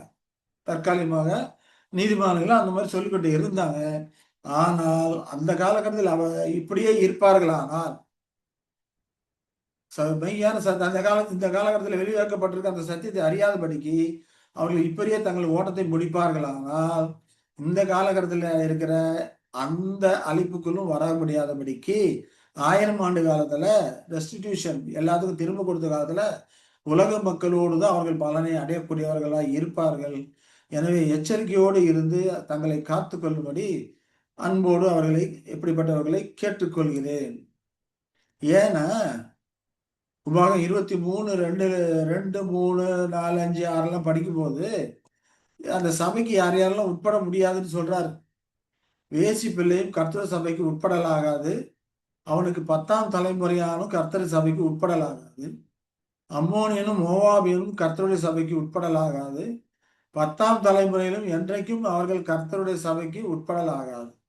நீங்கள் எகிப்திலிருந்து புறப்பட்டு வருகிற வழியிலே அவர்கள் அப்பத்தோடும் தண்ணீரோடு உங்களுக்கு எதிர்கொண்டு வராதது நிமித்தம் உன்னை சபிக்கும்படியாய் மெசொப்பொத்தாமியாவின் ஊராகிய பெத்தோரில் இருந்த பேயரும் குமாரன் பிலேயாமும் கூலி பேசி அவனை அழிப்பித்தது நிமித்தம் இப்படி செய்ய வேண்டும். உன் தேவநாய கர்த்தர் பிலேயாமுக்கு செவி கொடுக்க சித்தம் இல்லாமல் உன் தேவநாய கர்த்தர் உண்மையில் அன்பு கொடுத்தபடினால் உன் தேவநாய கர்த்தர் அந்த சாபத்தை உனக்கு ஆசீர்வாதமாக மாற பண்ணினார். நீ உன் ஆயுள் நாட்கள் அளவு ஒரு காலம் அவர்கள் சமாதானத்தையும் நன்மையும் தேடாது அப்படிங்கிறார். இப்ப கர்த்தரை சபைக்கு இப்படிப்பட்ட ஆட்களும் உட்படல் ஆகாது, பர்சுவான்களுக்கு ஓட்டத்திலே வர முடியாது அப்படிங்கிறது அங்கே சொல்லுகிறது நாம பார்க்கிறோம். அப்போ 1914, 16 அந்த காலகட்டத்தோட இந்த பர்சுவான்களுடைய அந்த காரியம் முற்று பெற்றது. புது சுருஷா ஜெனிப்பிக்கூடிய அந்த காரியம் எல்லாம் முற்று பெற்று முடிந்தாயிற்று அப்படிங்கிறத இதன் மூலமாக நாம 17வது நிறுவனமாக இதை நாம இப்ப பார்த்திருக்கிறோம். 18ஆம் பாதமும் புத்தி இல்லாத கன்னிகைகளும் அதே போல எல்லாம் இந்த காலகட்டத்திலே நடந்த காரியங்களா இருக்கு. புத்தி இல்லாத கன்னிகைகள்னு சொல்லும்போது அவர்களும் கன்னிகைகள் தான். தங்கள் எண்ணெயை அப்படிங்கிற எண்ணெய் அப்படிங்கிறப்போ ஆவிக்குரிய அனுபவங்கள், பரிசுத்த ஆவிக்குரிய அந்த அனுபவங்கள், அந்த அனுபவங்கள் அவங்களுக்கு இருக்கணும். ஆனா இந்த அனுபவங்களை எங்க வாங்க போறாங்க? மகாபோத்திர காலத்திலே வாங்கிக்கொள்ள போறாங்க. ஆனா புத்தியுள்ள கன்னிகைகள் அந்த அனுபவத்துல மூலமாக பெற்ற பாடங்கள், அனுபவத்தின் மூலம் பெற்ற பாடங்களை கூட வச்சிருக்கிறாங்க, கூட இருக்குது. அநேக பாடங்களை அனுபவத்தின் மூலமாக பெற்றிருக்கிறார்கள். பரிசுத்தாவின் அனுபவம் அதில் இருக்குது. அந்த அனுபவத்தின் மூலம் பெற்ற பாடுகள், அந்த காரியங்கள் எல்லாமே அவர்கள்ட்ட இருக்குது. ஆகையினால அவர்கள் எண்ணெய் குறையாததா இருக்குது. எண்ணெய குறையும் போதெல்லாம் சரி பண்ணிக்கிறாங்க. அந்த அனுபவத்தை எண்ணி, எண்ணி அவர்கள் என்ன பண்றாங்க? தாங்கள் சோர்ந்து போயிருக்கிற காலத்துல எல்லாம் அந்த அனுபவத்தை எல்லாம் குறித்து பார்த்து தேவனை வழிநடத்துதலையும் இருக்க அந்த சத்திய வெளிச்சத்தை எல்லாம் பார்த்து அவர்கள் அதில் நடக்கக்கூடியவர்களா இருக்கிறாங்க. ஆனா இவர்களுக்கு என்ன இல்ல? ஆவிக்குரிய அந்த அனுபவங்கிற அந்த எண்ணெய் இல்ல. அவர்கள் எண்ணெய் கொண்டு போகல. சத்திய வெளிச்சம் இருக்குது. அந்த சத்தியத்துக்காக பாடுபட்ட அந்த அனுபவங்கள்லாம் குறைவா இருக்குது. என்ன குறைவா இருக்குது. அப்ப இவர்கள் கேட்கும்போது அவங்களுக்கு கொடுக்க முடியுமா? சிலர் கூட நினைக்கலாம். என்ன பக்கத்துல ஒரு சகோதரன் என்ன என்ன கேட்கும்போது அவங்க கொடுக்கலையா? இதான் சகோதர அன்பா? ஒரு லிட்டரலா கூட சிலர் கேட்கலாம். நீங்க என்னை கொடுக்கிறது ஒவ்வொருவரும் தனிப்பட்ட முறையிலே அவர்கள் பெற்ற அனுபவங்களை குறிக்கூடாது. சத்தியத்தையும் சத்திய ஆவியையும் அவர்கள் பெற்று அதன் மூலமா வரக்கூடிய பிரச்சனைகளை உபத்திரவங்களை எல்லாம் அதில் கர்த்தரை எவ்வளவு அதிசயத்தக்க விதமே அவர்களை வளர்த்தி கொண்டு வருகிறார். இப்படி காரியங்களை எல்லாம் அனுபவம் மூலமா அவர்கள் பெற வேணும். பரிசுத்த ஆவிங்கிறது எந்த அளவுக்கு அவர்கள் வழிநடத்தி கொண்டு போயிருக்கிறது அப்படிங்கிறதெல்லாம் அனுபவம் மூலமா பெற வேண்டும். இந்த ஆவிக்குரிய அனுபவத்தை ஒவ்வொரு மனிதனும் தனிப்பட்ட முறையிலே பெற வர காரியமா இருக்குது. என்னுடைய அனுபவத்தை நான் இன்னொருத்தருக்கு கொடுக்க முடியாது. அதை அவரை பெறவும் முடியாது. அதுதான் இங்க சொல்றாரு. என்னை அப்படி பற்றல அப்படிங்கிறப்போ ஆவிக்குரிய அந்த அனுபவத்தை சொல்லக்கூடியதா இருக்குது. இந்த அனுபவத்தை போய் நீங்க கடையில போய் வாங்கிக்கங்க அப்படின்னு கடையில போய் வாங்கிக்க சொல்லும்போது அந்த அனுபவத்தை நீங்க பெற்றுட்டு அதுக்கப்புறம் வாங்க. பலிக்கான அனுபவம் இல்லையா? அந்த பலி செலுத்துறதுக்கான அந்த அனுபவமான காரியங்கள்லாம் போய் பெற்றுட்டு அதுக்கப்புறம் வாங்கன்னு சொல்லி அனுப்புறாரு. அதே போல இவங்க அந்த அனுபவத்துல எங்க பெறாங்க? மகாபோத்திர காலத்துல தான் போறாங்க. அங்க போதான் வாங்கி கொண்டு வர்றாங்க, வாங்குகிறாங்க. மகாபோத்திர காலத்துல வாங்கி கொண்டு வந்து அதுக்கப்புறம் வந்து திறக்கணும்னா அவர் திறக்குவாரா? கதவு அடைபட்டா போயிற்று. அப்ப அந்த உபத்திரவ காலம் 1914ல இலையுதிர் காலத்துல தொடங்குது. இதுதான் சிறுமந்தை அறுப்பு அதற்கு முன்பே முடிந்தது அப்படிங்கிறதே நமக்கு காட்டக்கூடியதா இருக்குது அப்படிங்கிறத நம்ம புரிந்து கொள்கிறோம். ஏன்னா வெளிப்படைதான் வந்து படிக்கிறோம். இவர்கள் மிகுந்த உபத்திரவத்திலிருந்து வந்தவர்கள். தங்கள் அங்கிகளை ஆட்டுக்குட்டியோட ரத்தத்திலே தோய்த்து வெளுத்தவர்கள் என்று சொல்லப்பட்டிருக்கும். அந்த அனுபவங்களே மகாபுத்திர காலத்திலாம் பெறக்கூடியவர்களா இருக்கிறாங்க. மகாபுத்திர காலத்தெல்லாம் கதவு அடைப்பட்டு போயிடுச்சு அப்படிங்கிறத இந்த புத்தி இல்லாத கன்னிகைகள் அப்படிங்கிற இந்த ஊமானத்து மூலமாக நாம இது புரிந்து கொள்கிறோம் இல்லைங்களா? இது ஒரு நிரூபணமாக அது இருக்கக்கூடியதா இருக்குது. அதே போல 19 ஒரு நிரூபணமா நம்ம என்ன பார்க்கலாம்னா மகாபுத்திர காலத்தின் 2வது கட்டம். அது என்னது? உலக புரட்சி. மகாபுத்திர 1வது கட்டம் உலக மகா யுத்தம் இல்லையா? உலகளாவிய அந்த யுத்தம். 2வது பார்த்தோம் உலகளாவிய அந்த புரட்சி. அது 1 ராஜாக்கள் 19:11 கூறப்பட்டிருக்கு. அது நிலநடுக்கமாக கூறப்பட்டிருக்குது அப்படின்னு சொல்லி பார்க்கிறோம். 1 ராஜாக்கள் 19:11 பார்க்கும்போது காற்றிற்கு பின் பூமி அதிர்ச்சி உண்டாயிற்று அப்படின்னு சொல்லி பார்க்கிறோம். அந்த நிலநடுக்கம் தான் புரட்சியாக இருக்குது. அந்த புரட்சி இப்ப இருக்கிற காலகட்டத்தில் கூட வெளிப்பட்டு இருக்கு.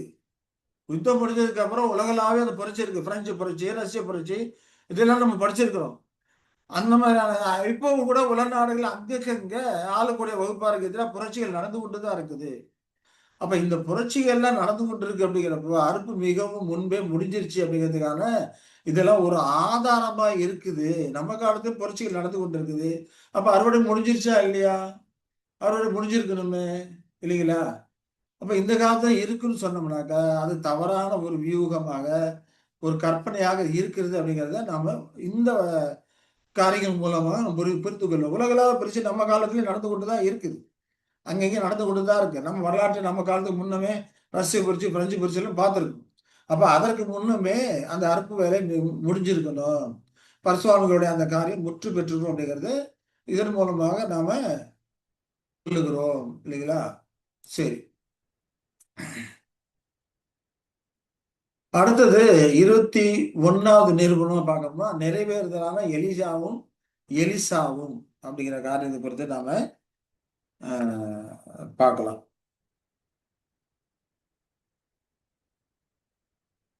உண்மைதானே?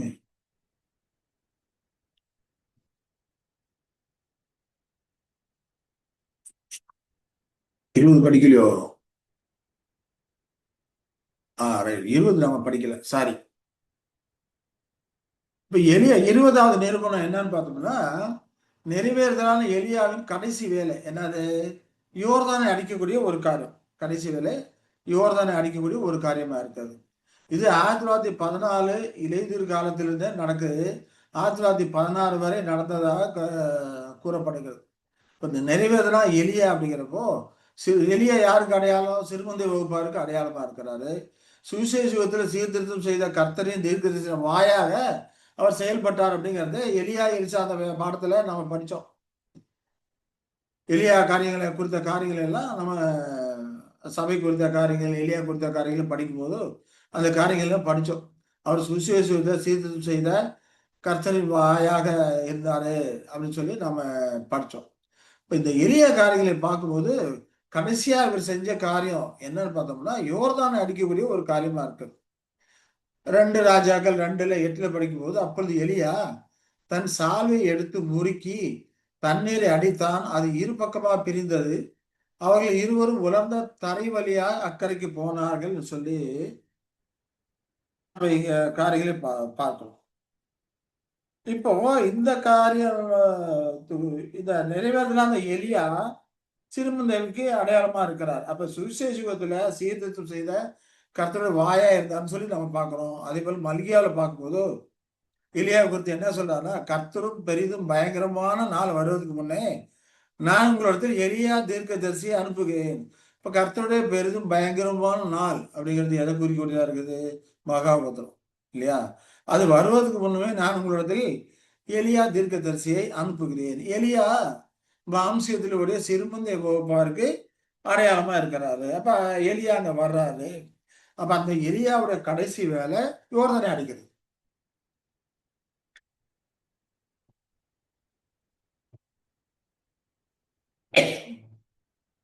எலியா எலிசா பிரிவதற்கு முன்னாக நடந்த காரியமா இருக்கிறது அப்படின்னு சொல்லி நாம பார்க்கிறோம். இப்ப எலியா வகுப்பார் அப்படிங்கிறப்போ பாபிலோன் இருந்து உலகத்திலிருந்து அவர்கள் என்ன பண்ணுவோம்? பிரிந்திருக்க வேணும் இல்ல? அப்ப எலியா வகுப்பார்ல ஒருத்தர் இருக்கிறார் அப்படின்னா பாபிலோனிலிருந்து உலகத்திலிருந்து அவர் பிரிந்திருக்க வேணும். சத்தியத்தின் அறுப்பு கருவினால அவர் அறுக்கப்பட்டிருக்கணும். அதுதான் அந்த கடைசி காலமா இருக்குது. எலியா வகுப்புற கடைசி காலம் அறுவடை காலமா இருக்கு. அறுப்பு யுகத்தின் முடிவு. அப்ப உலகத்திலிருந்து பிரிக்கப்பட்டிருக்கணும், அறுவடை காலத்துல அறுக்கப்பட்டிருக்கணும். அந்த கடைசி பணியில அறுவடை பணியில அவர்களும் பங்கேற்று இருக்கணும். ஆகையினா அவர்கள் அனைவருமே 1916 இலையுதிர் காலத்துக்கு முன்னமே அறுக்கப்பட்டுட்டாங்க அப்படிங்கிறது இது நமக்கு தெரியக்கூடியதா இருக்கு. ஏன்னா பெரிதும் பயங்கரமான நாள் வர்றதுக்கு முன்னமே நான் உங்களுக்கு எலியா தீர்க்கதரிசி அனுப்புகிறேன்னு சொல்றாரு. அப்ப எலியாவின் கடைசி வேலை யோர்தானை அடித்தது. யோர்தானை அடித்தது மூலமாக 2ஆ பிரியுது அப்படின்னு சொல்லி பார்க்கணும். அந்த காரியங்களை குறித்துலாம் பார்த்தோம்னா எலியா எலிசா அந்த காரியங்களை பார்க்கும்போது 2ஆ பிரிஞ்ச காரியங்கள் ஜனங்கள் 2 வகுப்பாராக பிரிகிறாங்க. ஒன்று ரேடிக்கல்ஸ், இன்னொரு கன்சர்வேட்டிவ்ஸ் 2 வகுப்பாக பிரிக்கிறாங்க. பழமைவாதிகள் பழையகளை பேசுகிற பழமைவாதிகள், இன்னொருத்தங்க புதியதை வேணும், மாற்றம் வேணும்னு சொல்லக்கூடிய புரட்சியாளர்கள், இப்படி 2 வகுப்பார பிரிகிறாங்க. 2 வகுப்பார பிரியும் போதுதான் அங்க என்ன பண்ணுது? மகாபத்திரம் வருது. அதை அடக்கிறதுக்கு தான் சாத்தான் மகாபத்திரத்தை கொண்டு வருகிறான் அப்படிங்கிற காரியங்களை எல்லாம் நாம் ஏற்கனவே நிறைய காரியங்களை படிச்சிருக்கோம். அப்போ இங்க நாம அறிய வேண்டிய என்னன்னா எலியாவின் கடைசி வேலை யோர்தானை அடிப்பதா இருக்கிறது. அது நியாயம் இருக்கக்கூடிய காரியமாகவும் நீதி செலுத்தக்கூடிய ஒரு காரியமும் அது இருக்குது. உலகத்துக்கு நீதி செலுத்தக்கூடிய ஒரு காரியமாகவும் அது இருக்குது அப்படிங்கிறத நாம இதன் மூலமாக நாம புரிந்து கொள்ளுகிறோம். சரிங்களா? சரி. வழியாயிட்டு அதனால நாம இந்த காரியத்தை இதோட நிறுத்திக் கொள்ளலாம் நினைக்கிறேன். இப்ப இது வரைக்கும் நாம 20 நிறுவனங்களே நாம இந்த காரியங்கள்ல நாம பார்த்துருக்குறோம். சுருக்கமாக தான் பார்த்துருக்குறோம்னு நினைக்கிறேன். ஏன்னா ஒவ்வொன்றையும் நாம ரொம்ப விரிவா நுணுக்கமா போனோம்னா அதிகமான காலம் எடுக்கக்கூடியதா இருக்கும். இதுக்கே 5 வீடியோ ஆகிப்போச்சு இல்லைங்களா? அதிகமான காலம் எடுக்கக்கூடியதா இருக்கும். அதனால இன்னும் கூட 5 நிரூபணங்கள் இருக்கக்கூடியதா இருக்கிறது. கர்த்தர் சித்தமானால் நாம் இதை தொடர்ந்து வரும் காலங்களிலே அதை குறித்த காரியங்களை நாம் தியானிப்போம். ஒருவேளை இதை குறித்த காரியங்கள் இன்னும் விளக்கமாக தெரிந்து கொள்ளணும் அப்படின்னு உங்களுக்கு விருப்பப்பட்டால் இந்த நம்பருக்கு நீங்கள் கான்டாக்ட் பண்ணலாம். கான்டாக்ட் பண்ணீங்கன்னா உங்களுக்கு அதற்கான பாடங்கள் அனுப்பி வைக்கப்படும். நீங்கள் படித்து தெரிந்து கொள்ளலாம். கேட்க காதுள்ளவன் கேட்க கடவன், விருப்பம் உள்ளவன் ஜீவ நீரை இலவசமா வாங்கி பருக கடவன். அதான் நம்ம சொல்லக்கூடிய ஒரு காரியமா இருக்கிறது. ஆனால் விருப்பம் உள்ளவர்கள் அதை படித்து தெரிந்து கொள்ளுங்கள். அதற்கான காரியங்கள் வேணா நாங்க அனுப்பி வைக்கலாம். இது குறித்த காரியங்களை அனுப்பி வைக்கலாம். பாஸ்டர் ரசல் ஜான்சன் சொல்லக்கூடிய காரியங்களாக தான் இது இருக்கிறது அப்படிங்கிறத